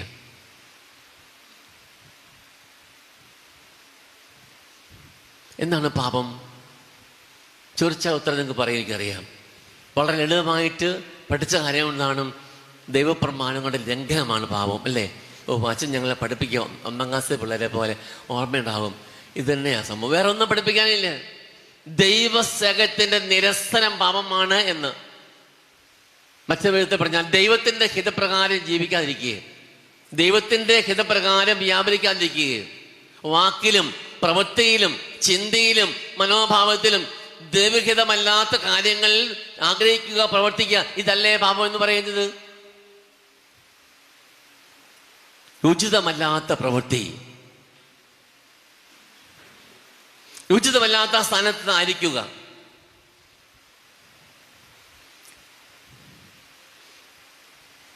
അച്ഛനാകാൻ പഠിക്കുമ്പം ഫിലോസഫി എന്നൊരു പറഞ്ഞ ശാഖയുണ്ട്. 3 വർഷക്കാലമാണ്. 3 വർഷം ആ ഡിഗ്രി എടുക്കണം. അതിനകത്ത് 3 വർഷക്കാലമുണ്ട്. അതിന് ലോകത്തിലുള്ള മുഴുവൻ കാര്യങ്ങളുടെയും ഡെഫിനേഷൻ ഉണ്ട്. അതിന് മുഴുവൻ്റെയും ഡെഫിനേഷനുണ്ട്, നിർവചനമുണ്ട്. ചിലപ്പോൾ ഉറക്കം വരും എഴുന്നിട്ട്. നിങ്ങളിപ്പോൾ ചില ഉറക്കം വരുന്നിട്ട് അതുപോലെ ഉറക്കം വരും. എന്തൊരു കഷ്ടമായത്. അപ്പം ഞാനിങ്ങനെ ഓർത്തിരിക്കുക. അപ്പോൾ ഒരു അച്ഛൻ പറയാണ് ഡസ്റ്റ്, DUST, ഡസ്റ്റ് എന്നർത്ഥം പൊടിപടലം എന്നാണ്. അപ്പം ഞങ്ങളെ പഠിപ്പിച്ച പ്രൊഫസർ പറയാണ് ഡസ്റ്റ് എന്ന് പറഞ്ഞാൽ എന്താണ്? ഇതൊക്കെ പഠിക്കാൻ വേണ്ടിയാണ് വന്നേക്കുന്നത്, ഡസ്റ്റിനെ കുറിച്ച് പഠിക്കാൻ വേണ്ടിയാണ് വന്നേക്കുന്നത്. ഞാൻ കേട്ടിരുന്നു. അപ്പം അച്ഛൻ പഠിപ്പിക്കുകയാണ് a thing out of place is dust. A thing out of place is dust. അസ്ഥാനത്തായിരിക്കുക. അസ്ഥാനത്തായിരിക്കുന്ന ഓരോ വസ്തുവും ഡസ്റ്റാണ്, പൊടിയാണെന്ന്. അപ്പം ഞാൻ ഉണർന്നിരുന്നു. ഇത് ഭയങ്കര സംഭവമാണ്. ഓരോ വ്യക്തിയും ആയിരിക്കേണ്ട ഒരവസ്ഥയുണ്ട്. അസ്ഥാനത്തായിരിക്കരുത്. പറയാറില്ലേ, അപ്പനിരിക്കേണ്ടടുത്ത് അപ്പനിരിക്കണമെന്ന് പറയാറില്ലേ? അത് തന്നെ സംഭവം. ഞാനും നിങ്ങളും ഓരോ സ്ഥലത്ത് ഓരോ സമയത്തായിരിക്കണം. വൈകുന്നേരം വികാരിച്ചൻ 7 മണിക്ക് ഞങ്ങളുടെ വീട് പള്ളി പ്രാർത്ഥനയാണ്. 7 മണിക്ക് കൃത്യം പ്രാർത്ഥനയുണ്ട്. മണിയടിക്കും പോയി പ്രാർത്ഥനയുണ്ടാവും. ആ പ്രാർത്ഥന സമയത്ത് ഒരു കൈലം കൊണ്ട് കൊടുത്താ, ഒരു തോർത്തം എടുത്താ അച്ഛൻ ടൗണിലേക്ക് ഇറങ്ങി മുറുക്കാങ്ങാടെ പോയിരിക്കുക, ചായക്കടയിൽ പോയിരിക്കുക. നിങ്ങളെന്ത് പറയും? എന്തു പറയും? ഈ അച്ഛനെന്തോ കാര്യമായ കുഴപ്പമുണ്ട്. വൈകുന്നേരങ്ങളിൽ 7 മണിയാകുമ്പോൾ പള്ളിക്കകത്ത് പ്രാർത്ഥിക്കുന്ന പുരോഹിത ടൗണിൽ നിന്ന് മുറുക്കുതുപ്പി നിൽക്കുക, കണ്ട വാചകം പഠിച്ച് നിൽക്കുക. സാധാരണ മനുഷ്യരെ പോലെ പ്രാർത്ഥനയില്ല, നന്മ ജീവിതത്തില ഒന്നുമില്ല, ഔദാശ ജീവിതവും ഇല്ല. അവനെ പുരോഹിതൻ എന്ന് വിളിക്കാൻ പറ്റിയല്ല. പ്രിയ സഹോദരൻ, നിങ്ങൾക്ക് ഓരോരുത്തർക്കും ഉത്തരവാദിത്തങ്ങളുണ്ട്. അതുപോലെ തന്നെ നിങ്ങളുടെ ജീവിത അവസ്ഥക്കനുസരിച്ചുള്ള ഉത്തരവാദിത്തങ്ങളുണ്ട്. ഇന്ന് സമൂഹത്തിൽ നടക്കുന്ന ഒത്തിരി കൊലപാതകങ്ങൾ, ആത്മഹത്യകൾ അതിന് പിന്നിൽ ചില ഉത്തരവാദിത്തങ്ങൾ നിർവഹിക്കാത്തതിന്റെ കാരണമാണ്.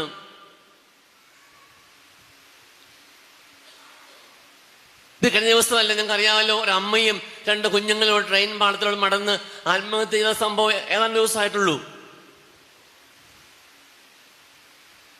ഉപദ്രവിച്ചും ഭീഷണിപ്പെടുത്തുകയും വല്ലാത്ത ഒരു അവസ്ഥയിൽ ആ അമ്മയും 2 കുഞ്ഞുങ്ങളെയും ആക്കിയത് കൊണ്ട് ആ ഭർത്താവിന്റെ ഉത്തരവാദിത്വമില്ലായ്മയല്ലേ അവരെ ആ ഒരു ആത്മഹത്യക്ക് നയിച്ചത്. അതുമായി ബന്ധപ്പെടുത്തി പല കാര്യങ്ങളും പറയാറുണ്ട്.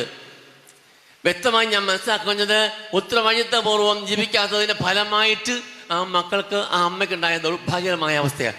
എത്രയോ സംഭവങ്ങൾ. ഉത്തരവാദിത്വങ്ങൾ കൃത്യമായി നിർവഹിച്ച് ഒരപ്പൻ്റെ ഉത്തരവാദിത്വം, അമ്മയുടെ ഉത്തരവാദിത്വം നിർവഹിക്കണ്ടേ?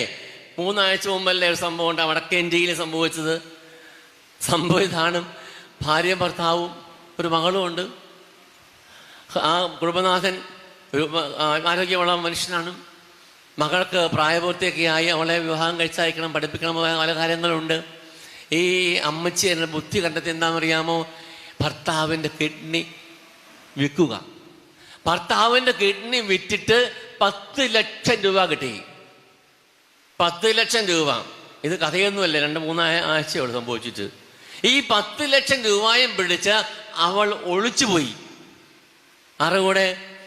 തൻ്റെ കാമുകൻ്റെ കൂടെ. ഏതായാലും കേരളത്തിലല്ല, വടക്കേൻ്റെയില്ല. അത്രയും സൗഭാഗ്യം, ആശ്വാസം. അപ്പം ഭർത്താവിനെ വഞ്ചിച്ച് അവൻ്റെ കിഡ്നി വിറ്റ് ആ 10 ലക്ഷം രൂപയും കൊണ്ട് പോയ ഒരു സംസ്കാരമുള്ള രാജ്യത്തെ ഞാനും നിങ്ങളും മാറി കുഞ്ഞത്. ഉത്തരവാദിത്തങ്ങൾ മറന്നുള്ള ജീവിതമായത്. അതിലെയുള്ള യാത്ര അല്ല പ്രിയപ്പെട്ടവരെ നിങ്ങൾക്ക് വേണ്ടത്. പിന്നെയോ നിങ്ങളുടെ എൻ്റെ ഉത്തരവാദിത്തം നിങ്ങൾ നിർവഹിച്ചുകൊണ്ട് ദൈവത്തിൻ്റെ വഴിയേ പോകണം. തമ്പുരാന്റെ വഴി, കർത്താവ് നിശ്ചയിച്ച വഴിയുണ്ട്. ആ വഴി നിങ്ങൾ കണ്ടെത്തണം. നിങ്ങൾ അതിലെ മാത്രമേ യാത്ര ചെയ്യാവൂ. അതിനുവേണ്ടി ആയിരിക്കണം ഈ രാത്രി അമ്മങ്ങളിൽ നിങ്ങൾ പ്രാർത്ഥിക്കേണ്ടത്. അല്ലാതെ ചില വ്യക്തിപരമായ വിഷയങ്ങൾ, രോഗാവസ്ഥകൾ, അതിൻ്റെ വിടുതലല്ല. പിന്നെയോ നിങ്ങൾക്ക് ഇത്തിരി കൂടി ഉത്തരവാദിത്വപൂർവ്വം ദൈവസ്നേഹത്തെപ്പെടുത്തി, ദൈവത്തെ മഹത്വപ്പെടുത്തി ജീവിക്കാൻ വേണ്ടിയുള്ള പാഠങ്ങൾ പഠിക്കാൻ വേണ്ടി ആയിരിക്കണം ഈ ആരാധനയിൽ ഞാനും നിങ്ങളും പങ്കെടുക്കേണ്ടത്. പറയാമോ? ഹല്ലേലൂയ. നല്ലപോലെ കരമുയർത്തി പറഞ്ഞേ ഹല്ലേലൂയ, ഹല്ലേലൂയ. നമുക്കൊന്ന് എഴുന്നേക്കാം. നമുക്ക് എഴുന്നേറ്റാം. ഒരു പാട്ട് പാടി സ്തുതിച്ചാൽ ഒരു ഉണർവിൻ്റെ അനുഭവം ഉണ്ടാവും. പ്രിയ സഹോദരങ്ങളെ, ദൈവത്തിൻ്റെ പദ്ധതി എന്നത് നിങ്ങളുടെ വിശുദ്ധീകരണമാണ്. അതിലൂടെ, ആ വിശുദ്ധീകരണത്തിലൂടെ നിങ്ങൾക്ക് പ്രാപിക്കേണ്ട കാര്യം പരിപൂർണമായും വിടുതലാണ്. ഉത്തരവാദിത്തങ്ങൾ മനസ്സിലാക്കി ഒരപ്പച്ചൻ്റെ, ഒരമ്മച്ചിയുടെ ഉത്തരവാദിത്തങ്ങൾ മനസ്സിലാക്കി ജീവിക്കാൻ വേണ്ടി. അതിനുവേണ്ടി തന്നെ ഈ പാഠങ്ങൾ പഠിക്കുന്നത്, അല്ലാതെ വൈകാരികമായ അനുഭവത്തിന് വേണ്ടി അല്ല. പിന്നെയോ ദൈവത്തിൻ്റെ വഴി തിരിച്ചറിയാൻ വേണ്ടി നമുക്ക് പരിപൂർണമായിട്ടുള്ള വിശുദ്ധീകരണം ആഗ്രഹിച്ചുകൊണ്ട് ഒന്ന് ചേർന്ന് ചെറിയ പാട്ട് പാടി ദൈവത്തെ മഹത്വപ്പെടുത്താം.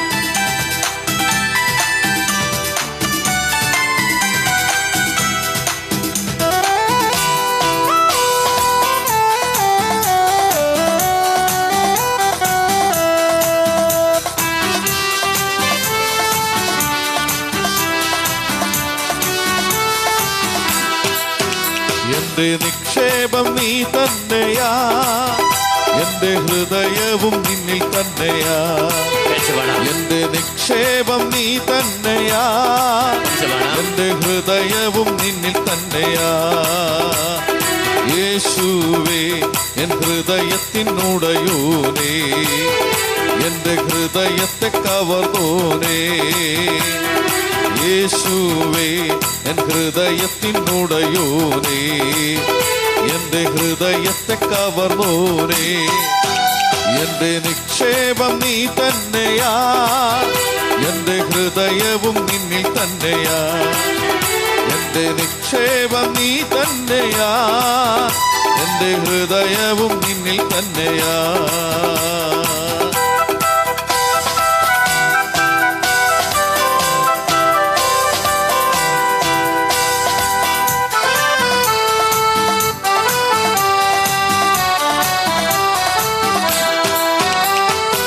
വേഗത്തിൽ വരുവേ, വേഗത്തിൽ വരുവേ, എന്നെയും ചേർത്തിടുവാ.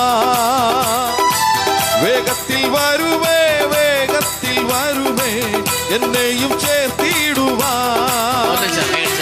കണ്ണുനീർ തുടയ്ക്കും യേശുനാഥനെ, കണ്ണുനീർ തുടയ്ക്കും യേശുനാഥനെ.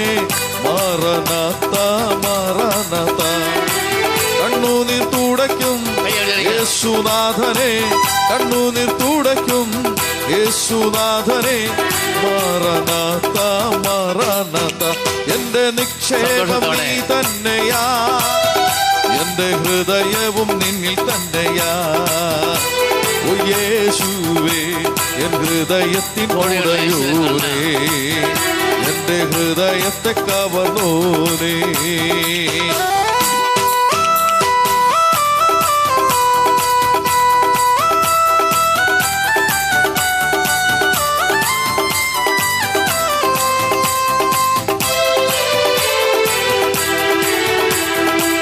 കൺകളാൽ കാണുമേ, കൺകൾ കണ്ണുകളാൽ കാണുമേ പ്രിയ രക്ഷകനെ. കണ്ണുകളാൽ കാണുമേ, കണ്ണുകളാൽ കാണുമേ എൻ പ്രിയ രക്ഷകനെ. സുന്ദര രൂപനെ മന്ദിരനാഥനെ, സുന്ദര രൂപനെ മന്ദിരനാഥനെ. Maranatha Maranatha. സുന്ദര രൂപനെ മന്ദിരനാഥനെ, സുന്ദര രൂപനെ മന്ദിരനാഥനെ. മാറനാഥ മാറ. കര ഉയർത്തി. എന്റെ നിക്ഷേപം നീ തന്നെയാ, എന്റെ ഹൃദയവും നിന്നിൽ തന്നെയാ.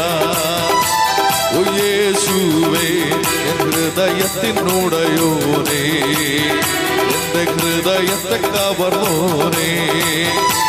ഓ യേശുവേ എൻ ഹൃദയത്തിനുടയോനേ, എന്റെ ഹൃദയത്തെ കവർന്നോനേ.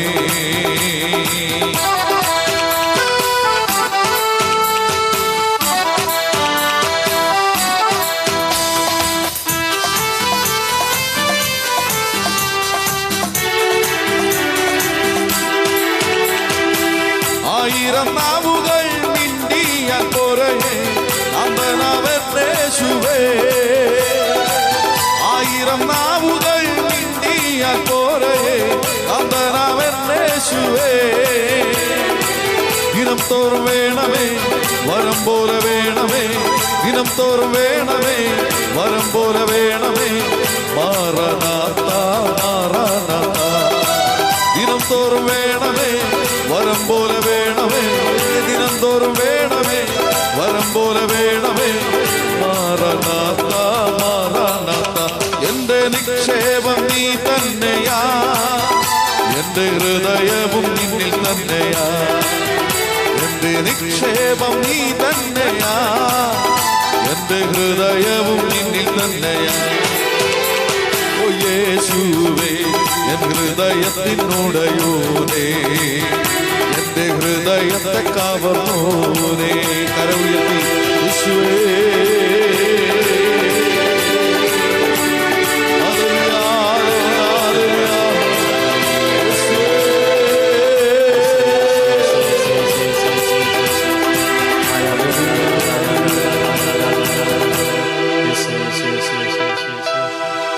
നിത്യം സ്തുതിയാഹനായ പരിശുദ്ധ പരമദിവ്യകാരുണ്യേശ്വരിക്കാം നേരും ആരാധനയും സ്തുതിയും പുകഴ്ചയുണ്ടായിരിക്കട്ടെ.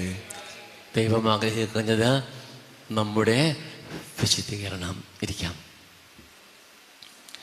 എഫേസോസ് ലേഖനത്തിൻ്റെ എഫേസോസ് ലേഖനം അധ്യായം 1-4 വാക്യം നിങ്ങൾ ശ്രദ്ധിക്കണേ. തൻ്റെ മുമ്പാകെ സ്നേഹത്തിൽ പരിശുദ്ധരും നിഷ്കളങ്കരുമായി ആയിരിക്കുവാൻ ലോകസ്ഥാപനത്തിന് മുമ്പ് തന്നെ അവിടുന്ന് നമ്മെ ക്രിസ്തുവിൽ തിരഞ്ഞെടുത്തു.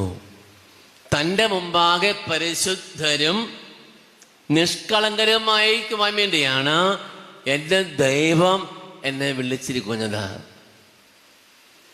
യോശുവ പുസ്തകത്തിൻ്റെ 3:5 വായിക്കുന്നുണ്ട്, നിങ്ങൾ തന്നെ ശുദ്ധീകരിക്കുവിൻ, നാളെ അത്ഭുതങ്ങൾ കാണും. അപ്പോൾ ആദ്യം സംഭവിക്കേണ്ട കാര്യം എന്താണ്? എൻ്റെ വിശുദ്ധീകരണമാണ്. അങ്ങനെ ഞാൻ വിശുദ്ധീകരിക്കപ്പെട്ട് കഴിയുമ്പോൾ എൻ്റെ കുടുംബത്തിലേക്ക് ആ വിശുദ്ധീകരണം കടന്നു വരും.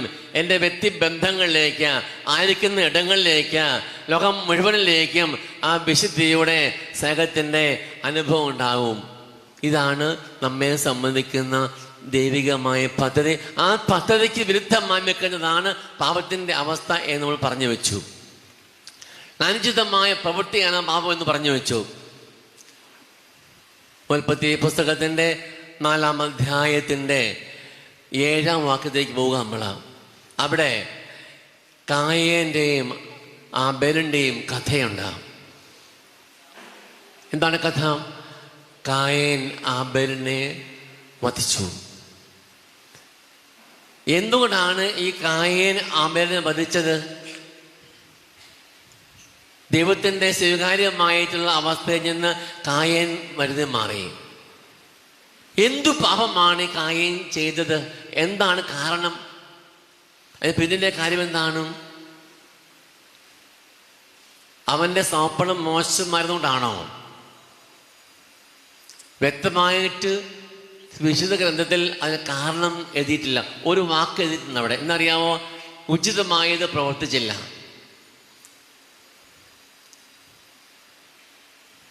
കയനോട് ദൈവം ചോദിക്കുന്നുണ്ട്, നിന്റെ മുഖം എന്താ വാടിയിരിക്കുന്നത്?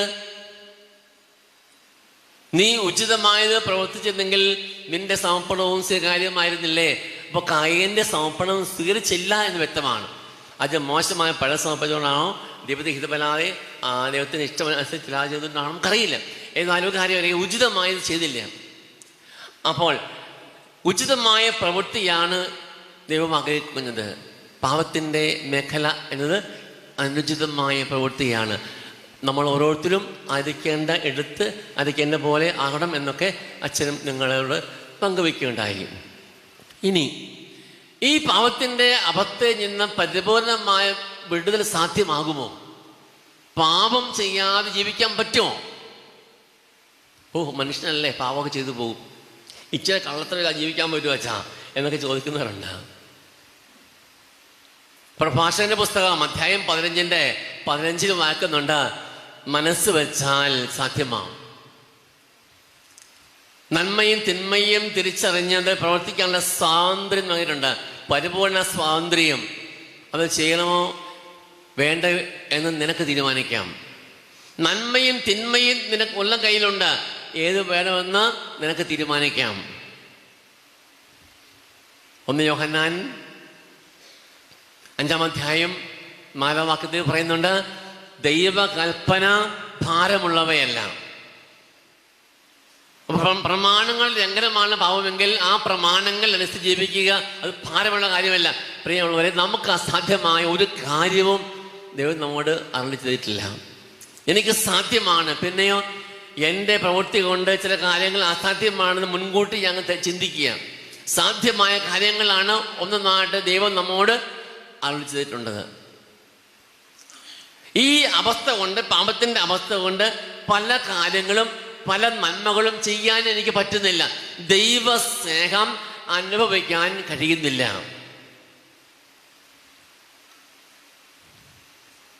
പുസ്തകത്തിൽ പറയുന്നുണ്ട്, 59-ാം അധ്യായം 2-ാം വാക്യം, പാപം വഴിയായിട്ട് ദൈവത്തെ കാണാൻ സാധിക്കാത്ത വിധത്തിൽ ഈ പാപം ഒരു മല പോലെ നിൽക്കുന്നുണ്ടെന്നും യഥാർത്ഥമായ ദൈവദർശനം സാധ്യമാകാത്തത് കൊണ്ടാണ്. ഈ പാപത്തിൻ്റെ മലകൾ ഉള്ളത് കൊണ്ട് നന്മ ചെയ്യാൻ കഴിയുന്നില്ല, ദൈവദർശനം സാധ്യമാകുന്നില്ല, വ്യക്തികളെ തമ്മിൽ മനസ്സിലാക്കാൻ പറ്റുന്നില്ല, അപ്പനെ അമ്മയെ സഹോദരങ്ങളെ സഹോദരിയെ തിരിച്ചറിയാൻ പറ്റുന്നില്ല. കാരണം അന്ധമായ കണ്ണുകളാണ്. ഒരു ഭൗതികമായ കണ്ണിലൂടെ ഓരോ കാര്യം നോക്കുക. എന്നാൽ സഹോദരിയെ കാണാൻ തകവചത്തിലുള്ള നിഷ്കളങ്കമായ കണ്ണെനിക്കില്ല. എൻ്റെ കാതിലൂടെ ഇമ്പകരമായ കാര്യങ്ങൾ കേൾക്കുന്നില്ല. അതനുസരിച്ച് അശുദ്ധമായി ജീവിക്കുന്നത് കൊണ്ട് യഥാർത്ഥമായ കാഴ്ച ശക്തി നഷ്ടപ്പെട്ടിട്ടുണ്ട്. നമ്മുടെ കണ്ണുകൾക്ക് വീണ്ടും കാഴ്ച ലഭിക്കണം, വീണ്ടും കേൾവി ലഭിക്കണം. നമുക്ക് ഒരു പുതിയ ഉണർവിൻ്റെ അനുഭവത്തിലേക്ക് വന്ന് ദൈവികമായ കാര്യങ്ങൾ തിരിച്ചറിയാൻ തകവചത്തിലുള്ള ഒരു ആത്മീയ വളർച്ച ഉണ്ടാകണം. പാപം ചെയ്യാതെ വിശുദ്ധി ജീവിക്കുക. ഏതാനും ചില കാര്യങ്ങൾ ഇത് പറഞ്ഞ് അവസാനിപ്പിക്കും. എങ്ങനെയാണ് പാപം ചെയ്യാതെ വിശുദ്ധി ജീവിക്കാൻ പറ്റുക? ദൈവത്തിൻ്റെ ഹിതം എന്നത് വിശുദ്ധി ജീവിതമാണ്. ഇതാണ് ദൈവഹിതം, നിങ്ങളുടെ വിശുദ്ധീകരണം. എങ്കിൽ ചില കാര്യങ്ങൾ അച്ഛൻ പറഞ്ഞുതരാം. അത് നിങ്ങൾ കൃത്യമായിട്ട് മനസ്സിൽ ഗ്രഹിച്ചാൽ മതി. വിശുദ്ധി ജീവിക്കാൻ കഴിയും. ഈ രാത്രിയിലെ യാമങ്ങളിൽ ഈ പഠിപ്പിക്കുന്ന കാര്യങ്ങൾ അല്പം നമുക്ക് ക്ഷീണമുണ്ടാക്കുന്നതാണെങ്കിലും അല്പം ഉറക്കമൊക്കെ വരാൻ സാധ്യതയുണ്ട്. പക്ഷേ ചില കാര്യങ്ങൾ പഠിച്ച് നിങ്ങൾ പോകണം. അതിനുവേണ്ടി ഒരു 3-4 കാര്യങ്ങൾ പറഞ്ഞു തരാം. ഒന്നാമത്തെ കാര്യം, ദൈവത്തിൻ്റെ സ്നേഹം, ദൈവത്തിൻ്റെ കാരുണ്യം തിരിച്ചറിയണമെന്നുള്ളതാണ്. കർത്താവ് എത്ര നല്ലവനാണെന്ന് നിങ്ങൾ തന്നെ രുചിച്ചറിയുവിൻ. സങ്കീർത്തനം 34:8. സങ്കീർത്തനം 34:8. ദൈവം എത്ര നല്ലവനാണെന്ന് നിങ്ങൾ തന്നെ രുചിച്ചറിയുവിൻ. ഈ അനുഭവം കൂടാതെ നമുക്ക് ലോകം നൽകുന്ന സന്തോഷങ്ങളെ ത്യജിക്കാൻ പറ്റുകയില്ല. മനസ്സിലായോ? വേറെ എളുപ്പവഴിയൊന്നുമില്ല. എത്രമാത്രം വലിയ സ്നേഹമാണ് എന്നോട് കാണിച്ചത് അല്ലേ? യോഹന്നാൻ 3:16 തന്നെ വിശ്വസിക്കുന്ന ആരും നശിച്ചു പോകാതിരിക്കാൻ വേണ്ടി തൻ്റെ ഏകജാതൻ നൽകുവാൻ തക്കവിധം സ്നേഹിച്ച ദൈവത്തിൻ്റെ സ്നേഹത്തെക്കുറിച്ച് എന്ന് ഗ്രഹിക്കുന്നുവോ അന്ന് മാത്രമേ പാപത്തിൻ്റെ വഴി ഉപേക്ഷിക്കാൻ എനിക്കും നിങ്ങൾക്കും വഴിയുള്ളൂ. അതുപോലെ ഉൽപ്പത്തി പുസ്തകം 1-ാം അധ്യായം മുതൽ വെളിപാട് പുസ്തകം അവസാന അധ്യായം വരെയും ദൈവത്തിൻ്റെ അനന്തമായ സ്നേഹമല്ലേ, ആ സ്നേഹത്തിൻ്റെ അനുഭവമല്ലേ നമ്മൾ ഈ ലോകത്തിൽ ആയിരിക്കുന്നത്? ഈ പ്രപഞ്ചത്തിൻ്റെ സൃഷ്ടി, മനോഹരമായ ദൈവത്തിൻ്റെ സംവിധാനങ്ങൾ ഇവ തിരിച്ചറിയുമ്പോൾ, കർത്താവിൻ്റെ നന്മ എത്ര നല്ലതാണെന്ന് അനുഭവിച്ചറിയുമ്പോൾ എനിക്ക് ഈ ലോകത്തിൻ്റെ സന്തോഷങ്ങൾ ത്യജിക്കാൻ പറ്റും. രണ്ടാമത്തെ കാര്യം, ദൈവത്തിൽ സന്തോഷം കണ്ടെത്തുക. ലൂക്കാസ് സുവിശേഷം അധ്യായം 1:47 പരിശുദ്ധ അമ്മ പറഞ്ഞ വാക്യം, സ്തോത്രഗീതം. എന്താ അത്? എൻ്റെ ആത്മാവ് കർത്താവിനെ മഹത്വപ്പെടുത്തുന്നു, എൻ്റെ ചിത്തം എൻ്റെ രക്ഷകനായ ദൈവത്തിൽ ആനന്ദിക്കുന്നു. ഓർത്ത് നോക്കിയേ, അമ്മയുടെ സ്തോത്രഗീതം ഹൃദയത്തിലാക്കിക്കേ.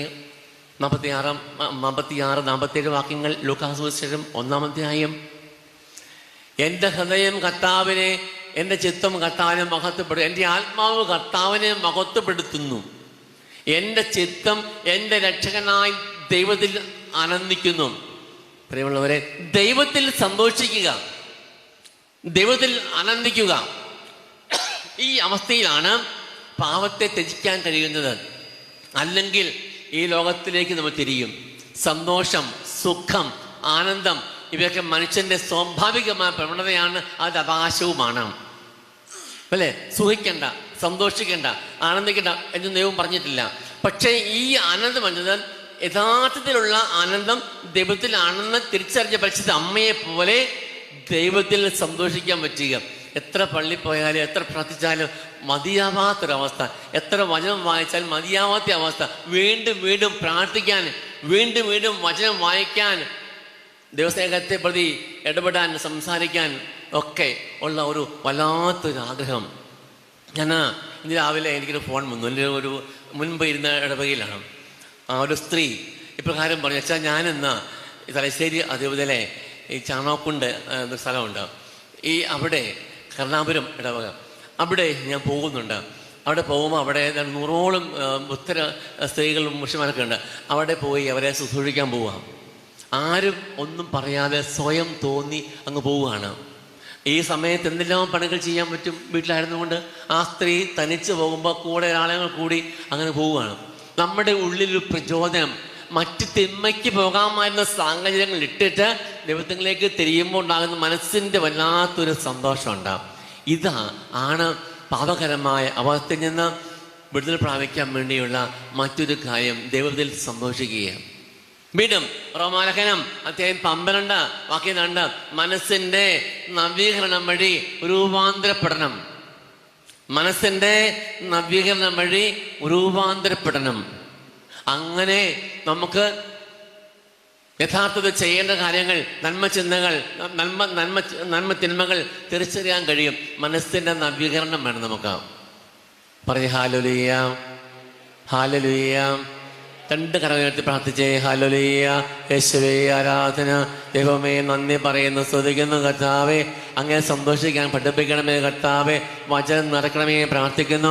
Hallelujah, hallelujah, hallelujah. യേശുവേ ആരാധന, യേശുവേ ആരാധന. ദൈവമേ നന്ദി, ഈശോയെ നന്ദി. 3 കാര്യം അച്ഛൻ പറയുന്നതാണ്. ദൈവത്തിൽ സന്തോഷിക്കുക, കർത്താവിൻ്റെ സ്നേഹം തിരിച്ചറിയുക, 3 മനസ്സിൻ്റെ നവീകരണം വഴി രൂപാന്തരപ്പെടുക. 4ാമത്തെ കാര്യം, എൻ്റെ പ്രിയ സഹോദരങ്ങളെ, നമ്മൾ പരിശീലിക്കണം. വചനം നിങ്ങൾ ഹൃദയത്തിൽ സംഗ്രഹിക്കണം. വിശുദ്ധ യോഹന്നാൻ അധ്യായം 1 വാക്യം എന്താണ്? ആദിയിൽ വചനമുണ്ടായിരുന്നു, വചനം ദൈവത്തോടു കൂടിയായിരുന്നു, ദൈവമായിരുന്നു വചനം. അപ്പം നിങ്ങൾ ഒരു വാക്യം, ഒരു വചനം പഠിക്കുമ്പോൾ നിങ്ങളുടെ ഹൃദയത്തിലേക്ക് അത് ആവഹിച്ചെടുക്കുമ്പോൾ എന്താ സംഭവിക്കുന്നത്? നിങ്ങളിൽ ദൈവം വസിക്കുന്നു എന്നുള്ളതാണ്. അത്ര മഹത്തായ കാര്യമായത്. വെറുതെ ഒരു വചനം പഠിച്ചു പോകുക മാത്രമല്ല, ഒരു വചനം പഠിച്ച് ഹൃദയസ്ഥമാക്കി കഴിയുമ്പോൾ ആ വചനം തന്നെയായ ദൈവം നിങ്ങളിൽ വാസമുറപ്പിക്കും. വചനം വായിച്ചു കേട്ട പോലെ ദൈവത്തിന്റെ കൂടാരം നമ്മളിലേക്ക് ഇറങ്ങി വരുന്ന അവസ്ഥ ഉണ്ടാകും. അതുകൊണ്ട് ആഴ്ചയിൽ ഒരു ദിവസം ഒരു വചനം പഠിക്കുക. നിങ്ങൾ പറ്റുമോ? ആഴ്ചയിൽ 7 ദിവസം ഉണ്ട്, ഒരു വചനം പഠിക്കുക. അങ്ങനെ മുൻപോട്ട് പോകുമ്പോൾ നിങ്ങളുടെ ഹൃദയത്തിൽ സംഗ്രഹിക്കാൻ നല്ല വചനങ്ങളുടെ ഒരു വലിയൊരു ഗ്രൂപ്പ് ഉണ്ടാവും. ആ വചനങ്ങൾ ഹൃദയത്തിൽ കൊണ്ടു നടക്കുമ്പോൾ ഒരിക്കലും തിന്മയുടെ വഴിയെ പോകാൻ കഴിയത്തില്ല. സങ്കീർത്തനത്തിൽ വായിക്കുന്നുണ്ട്. സങ്കീർത്തനം 119 സങ്കീർത്തനത്തിന്റെ 11 വാക്യത്തിൽ പറയുന്നുണ്ട്, മനുഷ്യൻ പാപം ചെയ്യാതിരിക്കാൻ ഹൃദയത്തിൽ വചനം സൂക്ഷിക്കണം. പാപം ചെയ്യാതിരിക്കാൻ ഹൃദയത്തിൽ വചനം സൂക്ഷിക്കണം. അതുകൊണ്ട് ഈ വചനം വലിയൊരു കോട്ട പോലെ നിൽക്കും നമുക്ക് ചുറ്റും. ആ തിന്മയുടെ സ്വാധീനങ്ങൾ ഉണ്ടാവാതെ കാപ്പ് സംരക്ഷിക്കാൻ വചനമായ ദൈവത്തിന് കഴിയും. 4ാമത്തെ കാര്യം അതാണ്. എന്താണ്? വചനം സംഗ്രഹിക്കുക, വചനം പഠിക്കുക, മനസ്സിലങ്ങ് ആഗ്രഹിക്കുക. നിങ്ങൾ പ്രിയമുള്ളവരെ, വചനം വായിച്ചു പോകുമ്പോൾ ഈ ചില ഭാഗത്ത് വല്ലാത്തൊരു സന്തോഷ അനുഭവം ഉണ്ടാകും. അപ്പോൾ അത് നിർത്തി പ്രാർത്ഥിക്കണം. നിങ്ങളോട് ദൈവം സംസാരിക്കുന്ന അത്. അപ്പം ആത്മീയമായിട്ടുള്ള പ്രചോദനം ലഭിക്കുവാൻ വേണ്ടി ഓരോ ദിവസവും നിശ്ചിത ഭാഗം വചനം വായിച്ച് ചില വാക്യങ്ങൾ നിങ്ങൾ ഹൃദയസ്ഥമാക്കണം. അതുവഴി അച്ഛൻ പറഞ്ഞ പോലെ നിങ്ങളുടെ ഹൃദയത്തിലേക്ക് ദൈവമാകുന്ന വചനം കടന്നു വരികയും നിങ്ങളെ അത് വിശദീകരിക്കുകയും ചെയ്യും. പാപത്തിൻ്റെ അവസ്ഥയിൽ നിന്ന് പരിപൂർണമായ വിടുതലിന് അത് ആവശ്യമാണ്. 4ാമത്തെ കാര്യമാണ്. 5ാമത്തെ കാര്യം എഫേസോസ് ലേഖനത്തിൻ്റെ 6-ാം അധ്യായത്തിൽ കാണുന്ന ഭാഗമാണ്. അവിടെ ഇപ്രകാരം പറയുന്നുണ്ട്, നിങ്ങൾ ആയുധങ്ങൾ ധരിക്കുവിൻ. എഫേസോസ് 6-ാം അധ്യായത്തിൻ്റെ 10-ാം വാക്യം മുതൽ അവസാനമായി കർത്താവിലും അവിടുത്തെ ശക്തിയിലും പ്രഭാവത്തിലും കരുത്തുള്ളവരായിരിക്കുവിൻ. സാത്താന്റെ കുടൽതന്ത്രങ്ങളെ എതിർത്ത് നിൽക്കുവാൻ ദൈവത്തിൻ്റെ എല്ലാ ആയുധങ്ങളും ധരിക്കുവിൻ. ദൈവത്തിൻ്റെ എല്ലാ ആയുധങ്ങളും ധരിക്കുവിൻ. എന്തൊക്കെയാണ്? എന്തെന്നാൽ നമ്മൾ മാംസത്തിനും രക്തത്തിനും എതിരായിട്ടല്ല, പ്രഭുത്വങ്ങൾക്കും ആധിപത്യങ്ങൾക്കും ഈ അന്ധകാര ലോകത്തിന്റെ അധിപന്മാർക്കും സ്വർഗീയ ഇടങ്ങളിൽ പ്രവർത്തിക്കുന്ന തിന്മയുടെ ദുരാത്മാക്കൾക്കുമെതിരായിട്ടാണ് പടവെട്ടുന്നത്. അതിനാൽ ദൈവത്തിൻ്റെ എല്ലാ ആയുധങ്ങളും ധരിക്കുവിൻ. തിന്മയുടെ ദിനത്തിൽ ചെറുത്തു നിൽക്കുവാൻ എല്ലാ കർത്തവ്യങ്ങളും നിറവേറ്റിക്കൊണ്ട് പിടിച്ചു നിൽക്കാനും അങ്ങനെ നിങ്ങൾക്ക് കഴിയും. അതിനാൽ സത്യം കൊണ്ട് അരമുറുക്കി നീതിയുടെ കവചം ധരിച്ച് നിങ്ങൾ ഉറച്ചു നിൽക്കുവിൻ. സമാധാനത്തിന്റെ സുവിശേഷത്തിലുള്ള ഒരുക്കമാകുന്ന പാദരക്ഷകൾ ധരിക്കുവിൻ. സർവോപരി ദുഷ്ടന്റെ ജ്വലിക്കുന്ന കൂരമ്പകളെ കെടുത്തുന്നതിന് നിങ്ങളെ ശക്തമാക്കുന്ന വിശ്വാസത്തിന്റെ പരിച ധരിക്കുവിൻ. രക്ഷയുടെ പഴത്തൊപ്പി അണിയുകയും ദൈവവചനമാകുന്ന ആത്മാവിന്റെ വാൾ ധരിക്കുകയും ചെയ്യുവിൻ. രക്ഷയുടെ, വിശ്വാസത്തിന്റെ, സ്നേഹത്തിന്റെ, വചനത്തിന്റെ ആയുധങ്ങൾ ധരിച്ച് മുന്നേറിയില്ലെങ്കിൽ ആയുധം ധരിച്ച് കിടന്നുറങ്ങുന്ന പട്ടാളക്കാരനെ പോലെ ആയിരിക്കും. ആയുധമുണ്ട്, കാര്യമുണ്ടോ? കിടന്നുറങ്ങിക്കൊണ്ടിരിക്കുക. ഈ ഉറക്കം വിട്ട് ഉണരണം.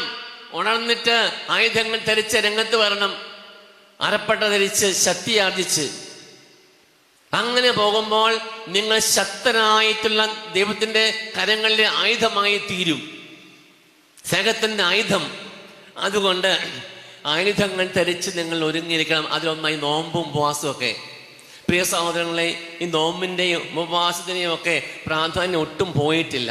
ചിലരുണ്ട് ചില ദിവസങ്ങളിൽ അറിയാതെ ചില മാംസഭക്ഷണം കഴിച്ചു, മത്സ്യം കൂട്ടി, പിന്നെ നോമ്പ് പോയി, പിന്നെ നോമ്പില്ല. പിന്നെ ഇതാര് പറഞ്ഞു? അറിയാതെ അബദ്ധത്തിൽ അല്പം ഒരു ഭക്ഷണം കഴിച്ചു വിചാരിച്ച് പിറ്റേ ദിവസം നോമ്പ് പോയി എന്ന് വിചാരിച്ച നോമ്പ് മുടക്കരുത്.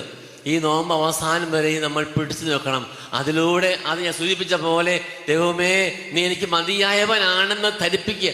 മതിയായവനാണെന്ന് ഞാൻ വിളിച്ചു പറയുക എൻ്റെ ജീവിതത്തിലൂടെ. അപ്പൊ ഈ നാളുകളിലെ നോമ്പ് ആചരണത്തിലൂടെ ആയുധങ്ങൾ ധരിച്ച് മുന്നോട്ട് പോകുവാനുള്ള ശക്തി നമുക്ക് ലഭിക്കും. ഗലാത്യ ലേഖനത്തിൽ 3-ാം അധ്യായം 3-ാം വാക്യത്തിൽ പറയുന്നുണ്ട്, ആത്മാവിൽ ആരംഭിച്ച നിങ്ങൾ ഭക്ഷണത്തിൽ അവസാനിപ്പിക്കരുത്, ജഡത്തിൽ അവസാനിപ്പിക്കരുത്. ആത്മാവിൽ ആരംഭിക്കുക. ഭൗതികതയിൽ, ജഡികതയിൽ, ഭക്ഷണത്തിൽ അത് അവസാനിപ്പിക്കാൻ പാടില്ല.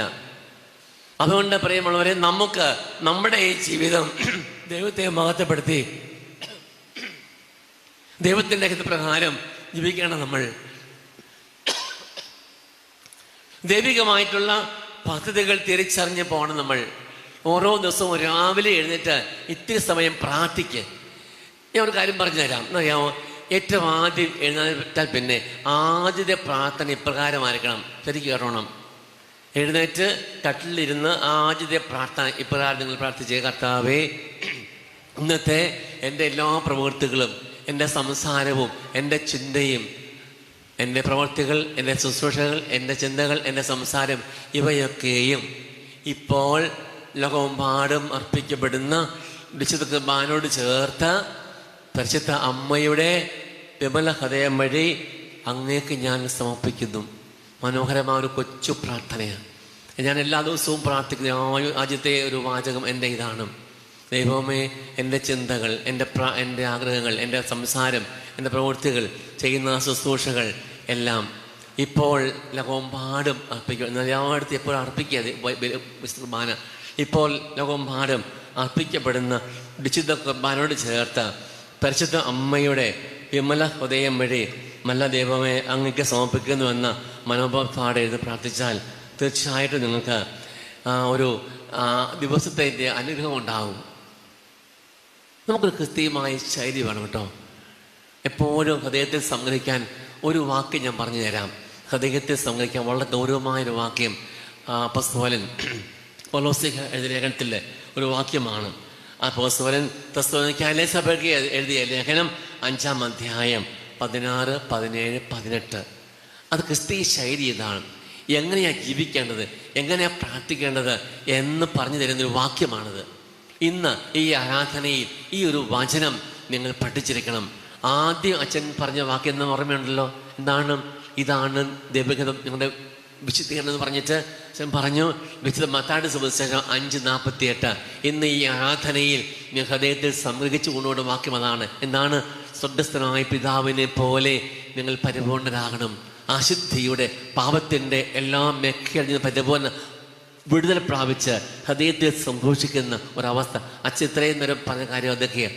അപ്പോൾ നമ്മൾ ഈ വാക്യം ഓർക്കാൻ നമുക്ക് അപ്പോസ്തലൻ തെസ്സലോനിക്കയിലെ സഭയ്ക്ക് എഴുതിയ 1-ാം ലേഖനം 5-ാം അധ്യായം 16 മുതൽ 18 വരെ 3 വാക്യങ്ങൾ, ചെറിയ 3 വാക്യങ്ങൾ. എന്തൊക്കെ അറിയാമോ? 1, എപ്പോഴും സന്തോഷത്തോടെ ഇരിക്കുക. എപ്പോഴും സന്തോഷത്തോടെ ഇരിക്കുക, ആനന്ദിക്കുക. അപ്പോസ്തലൻ പറയുന്നുണ്ട് എഫേസോസ് ലേഖനത്തിൻ്റെ 4-ാം അധ്യായത്തിൻ്റെ 4-ാം വാക്യത്തിൽ, നിങ്ങൾ എപ്പോഴും സന്തോഷിക്കുവിൻ. ഞാൻ വീണ്ടും പറയുന്നു, നിങ്ങൾ സന്തോഷിക്കുവിൻ. പ്രിയമുള്ളവരെ, കർത്താവ് ആഗ്രഹിക്കുന്നത് നമ്മളെപ്പോഴും സന്തോഷമായിരിക്കാൻ വേണ്ടി. നിങ്ങളും ഞാനും ദുഃഖിച്ച് നിരാശപ്പെട്ട് അസ്വസ്ഥനായി ജീവിക്കരുത്. എന്തും നല്ല ജീവിതമായത്. അത് ഓരോരുത്തർ ജീവിതമായാലും സന്യാസ ജീവിതമായാലും കുടുംബജീവിതമായാലും ഒന്നൊന്നും മെച്ചം തന്നെയാണ് എല്ലാം. അതിന് മാന്യതയും അതിന് വിശുദ്ധിയും മനസ്സിലാക്കുക. നിങ്ങൾ ഇങ്ങനെ ആയിപ്പോയല്ലോ, ഇനിയിപ്പോൾ ഉണ്ടാവും വ്യാകുലമാന കുടുങ്ങിയിരിക്കുകയാണ്, എൻ്റെ കട്ട് ജനിച്ചു പോയല്ലോ. ഇതല്ല. ദൈവം നിങ്ങൾക്ക് നൽകിയ അവസരങ്ങൾ ഒന്നൊന്നായി നിങ്ങൾക്ക് മാത്രമുള്ളതാണ്, മറ്റാർക്കും നൽകിയിട്ടില്ല. നിങ്ങളുടെ സൗന്ദര്യവും കഴിവും സമ്പത്തും ആരോഗ്യവും നിങ്ങൾക്ക് മാത്രം തന്നതാണ്. അത് തിരിച്ചറിയുക, സന്തോഷിക്കുക. അല്ലാതെ എൻ്റെ നോട്ടം അലക്കത്തെ വീട്ടിലേക്ക്, അലക്കത്തെ പറമ്പിലേക്ക്, അവൻ്റെ ജോലിയിലേക്ക്, അവൻ്റെ സമ്പത്തിലേക്ക്, അവൻ്റെ വലിയ കെട്ടിടത്തിലേക്ക് എന്ത് ചെയ്യും? അതുകൊണ്ട് ദൈവം നിങ്ങൾക്ക് നൽകിയിട്ടുള്ള കാര്യങ്ങളെ തിരിച്ചറിഞ്ഞ് അതിൽ സന്തോഷിക്കാൻ പറ്റുക. ഇതല്ലേ ദൈവത്തിൻ്റെ ആഗ്രഹം?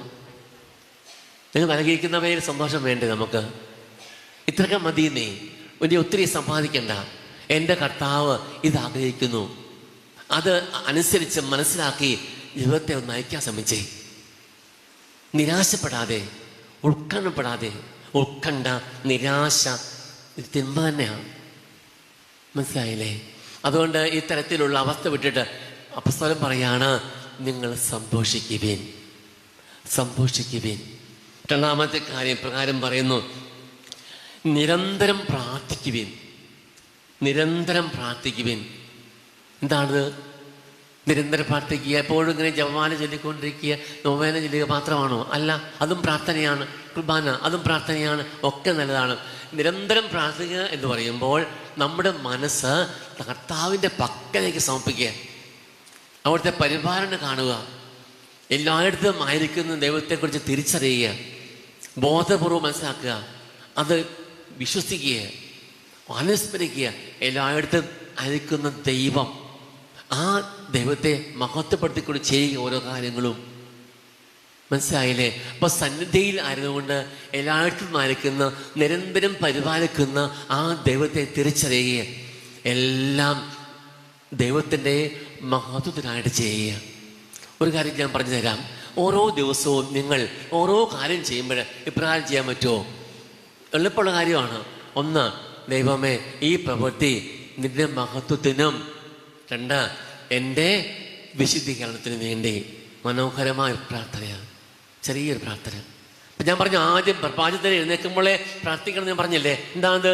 ഇന്നത്തെ എൻ്റെ എല്ലാ പ്രവൃത്തികളും, എൻ്റെ ചിന്തകൾ, എൻ്റെ സംസാരം, എൻ്റെ പെരുമാറ്റം, എല്ലാം ചെയ്യുന്ന ശുശ്രൂഷകൾ, ചെയ്യുന്ന ജോലികൾ എല്ലാം ദൈവമേ ഇപ്പോൾ അർപ്പിക്കുന്ന വിശുദ്ധ കുർബാനയോട് ചേർത്ത് പരിശുദ്ധ അമ്മയുടെ വിമല ഹൃദയം വഴി ഞാൻ സമർപ്പിക്കുന്നു. രണ്ടാമത്തെ കാര്യം, ഓരോ ദിവസവും പ്രവൃത്തികൾ ചെയ്യുമ്പോൾ ഈ ഒരു നിയോഗം ഉണ്ടാകണം. ഈ ഒരു നിയോഗം എന്താറിയാമോ? ദൈവമേ ഈ പ്രവൃത്തി അങ്ങയുടെ മഹത്വത്തിനായി ഞാൻ ചെയ്യുന്നു. രണ്ട്, എൻ്റെ വിശുദ്ധീകരണവും അങ്ങയെ മഹത്വത്തിനും എൻ്റെ വിശുദ്ധീകരണത്തിനുമായിട്ട് ഈ പ്രവൃത്തി ചെയ്യുന്നു. നിങ്ങൾ ചെയ്യുന്ന ഓരോ പ്രവൃത്തി അങ്ങ് പരിശ്രമിച്ച് നോക്കിക്കേ, പറ്റും. എനിക്കൊരു ചേട്ടനെ അറിയാം. ആ ചേട്ടൻ ഭയങ്കര കരിസ്മാറ്റിക്കാണ്. അദ്ദേഹം പോകുന്ന വഴിക്ക് പെറുപെറുത്തോണ്ടിരിക്കും. അദ്ദേഹം പറയാണ്, നമുക്ക് പോകാമല്ലേ, നമുക്ക് ഇരിക്കാമല്ലേ, നമുക്ക് ജോലി ചെയ്യാമല്ലേ. കരിസ്മാറ്റിക് മനുഷ്യൻ, നല്ല വിശുദ്ധനായ മനുഷ്യൻ. ആരോടാ പറയുന്നറിയാവോ? തന്നെ പെറുപെറുക്കുക. ആരോടാ? ഈശോയോട് സംസാരിക്കും. ഈശോയെ നമുക്ക് പോകാമല്ലേ, നമുക്ക് ഇരിക്കാമല്ലേ. അങ്ങനെ നിരന്തരം ആ യേശുവിൻ്റെ കൂടെയുള്ള ഒരു ചലനം, അതല്ലേ പ്രാർത്ഥനാ ജീവിതം അല്ലേ? അതുകൊണ്ട് ഈ നിരാശകൾ മാറ്റി കർത്താവിൻ്റെ കൂടെ ആയിരിക്കാൻ നിങ്ങൾ പഠിക്കുക. മൂന്നാമത്തെ കാര്യം, എല്ലാ കാര്യങ്ങളിലും നന്ദി പ്രകാശിപ്പിക്കുക. ഇത് ഈ വാചകം നിങ്ങൾ മറന്നു പോകരുത്. അപ്പോസ്തലൻ തെസ്സലോനിക്യ സഭയ്ക്ക് എഴുതിയ ലേഖനം, 1-ാം ലേഖനം 5-ാം അധ്യായം വാക്യം 16, 17, 18 ഓർത്തിരിക്കുമോ? 1 തെസ്സലോനിക്യ അധ്യായം 5, 16, 17, 18 നിങ്ങൾ പറയാം. എപ്പോഴും സന്തോഷത്തോടെ ഇരിക്കുക. സന്തോഷം, എപ്പോഴും സന്തോഷം. 2, എപ്പോഴും നിരന്തരം പ്രാർത്ഥിക്കുക. 3, എല്ലാ കാര്യങ്ങൾക്കും നന്ദി പ്രകാശിപ്പിക്കുക. ഈ രാത്രിയുടെ ഈ മണിക്കൂറുകളിൽ കൂടെ ആയിരിക്കുമ്പോൾ മനസ്സിനെ സ്വതന്ത്രമാക്കണം. ഞാൻ ആദ്യം സൂചിപ്പിച്ച പോലെ ദൈവം നിങ്ങളെ പ്രത്യേകമായി വിളിച്ച് സ്നേഹിച്ച് ഇവിടെ കൊണ്ടുവന്നതല്ലേ? എങ്കിൽ ആ ഒപ്പം നിങ്ങളുടെ മനസ്സിൻ്റെ നൊമ്പരങ്ങൾ ഒപ്പിയെടുക്കാൻ നമ്മോട് കൂടെ കൂടാരം പഠിച്ച് വസിക്കുന്ന ദൈവമുണ്ട്. ആ ദൈവത്തിൻ്റെ സ്നേഹത്തിൽ നിങ്ങളാകണം. പരിശുദ്ധ അമ്മ പറഞ്ഞ പോലെ ഞാൻ ഇടയ്ക്ക് സൂചിപ്പിക്കുകയുണ്ടായി, എൻ്റെ ചിത്തം എൻ്റെ രക്ഷകനായ ദൈവത്തിലാണ് നിൽക്കുന്നു. പ്രിയ സഹോദരങ്ങളിൽ, നമുക്ക് ദൈവം നൽകിയിരിക്കുന്ന ഒന്നും നമ്മെ തൃപ്തരാക്കുകയില്ല, ശാശ്വതമായ സന്തോഷ സമാപം തരികയില്ല. അതുകൊണ്ട് ഈ നോമ്പ് കാലം ദൈവത്തോട് കൂടെ ആയിരിക്കുക, പറ്റുന്ന ത്യാഗങ്ങൾ ചെയ്യുക. 3 കാര്യങ്ങളാണ്. 1, പ്രാർത്ഥന. പരിഹാര പ്രവൃത്തികളുണ്ട്, പരിഹാര പ്രവൃത്തികൾ. അത് ചെയ്ത ശേഷം പിന്നെ സൽപ്രവൃത്തികൾ. പ്രാർത്ഥന, പരിഹാര പ്രവൃത്തികൾ, സൽപ്രവൃത്തികൾ. നോമ്പ് ഉപവാസത്തോടെ പോരും. അങ്ങനെ നോമ്പ്, ഉപവാസം, പ്രാർത്ഥന, സൽപ്രവൃത്തികൾ, ഇവയിലൂടെ ഈ നോമ്പ് കാലം ഫലദായകമാക്കി തീർക്കണം. അങ്ങനെ ഒന്നൊന്നായിട്ട് നമ്മളിൽ നിന്ന് ഓരോ തിന്മയും എടുത്ത് മാറ്റപ്പെടും. പ്രിയ സഹോദരങ്ങളെ, ഒറ്റ ദിവസം കൊണ്ട് ഈ വിശുദ്ധീകരണം സാധ്യമാവുകയില്ല. നിരന്തരമായ പരിശ്രമം, മനസ്സിൻ്റെ നവീകരണം നിരന്തരമായി സാധ്യമാകും. എനിക്കും നിങ്ങൾക്കും ഒരുപോലെ വരാൻ പറ്റും. വിശുദ്ധി ജീവിക്കാൻ ഒരു അച്ഛനാണൊന്നുമില്ല, കന്യാസിയാണൊന്നുമില്ല. നിങ്ങൾക്ക് കഴിയും.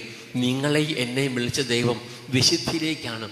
അതുകൊണ്ട് ഈ പാപത്തിൻ്റെ ഓരോ അവസ്ഥയിൽ നിന്നും നിങ്ങൾ മോചിതരാകണം, വിശുദ്ധരായി തീരണം. മക്കളോട് പറയണം, മക്കളെ നിങ്ങൾ വിശുദ്ധരാകണം. ആ വിശുദ്ധൻ്റെ പരിമളം പരത്താൻ കഴിയണം. ദൈവത്തെ സ്തുതിയായിക്കട്ടെ. നമുക്ക് എഴുന്നേക്കാം. അപ്പോൾ ഈ കുറികളിൽ ദൈവം നമ്മോട് സംസാരിച്ചു. വിശുദ്ധി ജീവിക്കുവാൻ, പാപരഹിതമായി ജീവിക്കുവാൻ ഉള്ള വഴിയെക്കുറിച്ചൊക്കെ കുറേ കാര്യങ്ങൾ മനസ്സിലാക്കിയിട്ടുണ്ട്. എല്ലാം ദൈവത്തിൻ്റെ കാര്യങ്ങൾ സമർപ്പിച്ചുകൊണ്ട് നന്ദിയോടെ കൂടി കരങ്ങൾ ഉയർത്തി നല്ലപോലെ സ്തുതിച്ച് സന്തോഷത്തോടെ പ്രാർത്ഥിച്ച് ഹല്ലേലൂയ യേശുവേ ആരാധന യേശുവേ സ്തോത്രം യേശുവേ ഹല്ലേലൂയ ഹല്ലേലൂയ ഹല്ലേലൂയ ഹല്ലേലൂയ യേശുവേ മക്കളെ സമർപ്പിക്കുന്നു. ഹല്ലേലൂയ ഹല്ലേലൂയ ദൈവമേ ആരാധന യേശുവേ ഹല്ലേലൂയ ഹല്ലേലൂയ ഹല്ലേലൂയ ഹല്ലേലൂയ യേശുവേ സ്തോത്രം യേശുവേ നന്ദി. Hallelujah hallelujah hallelujah hallelujah hallelujah യേശുവേ സ്തോത്രം യേശുവേ നന്ദി. ഹല്ലേലൂയ. ഒരു പാട്ട് പാടി ശ്രമിക്കാം. ഇതേ സമയം എന്നെ കേൾക്കാൻ നിങ്ങൾ ശ്രമിച്ചു, നന്ദി പറയുന്നു. കർത്താവിന്റെ കാര്യങ്ങൾ ഞങ്ങൾ സമർപ്പിക്കുന്നു. പാട്ട് പാടി ഈ സെഷൻ നമുക്ക് അവസാനിപ്പിക്കാം.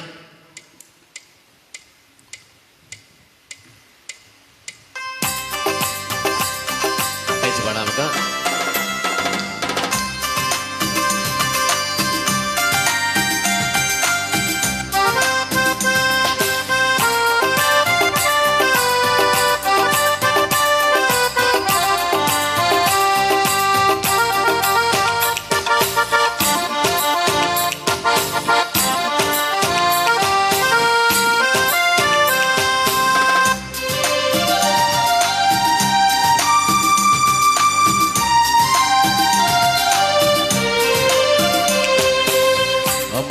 അമ്മേ അയ്യമ്മസിന്നമ്മേ പാടുന്നു നിൻ തിരുനാമം.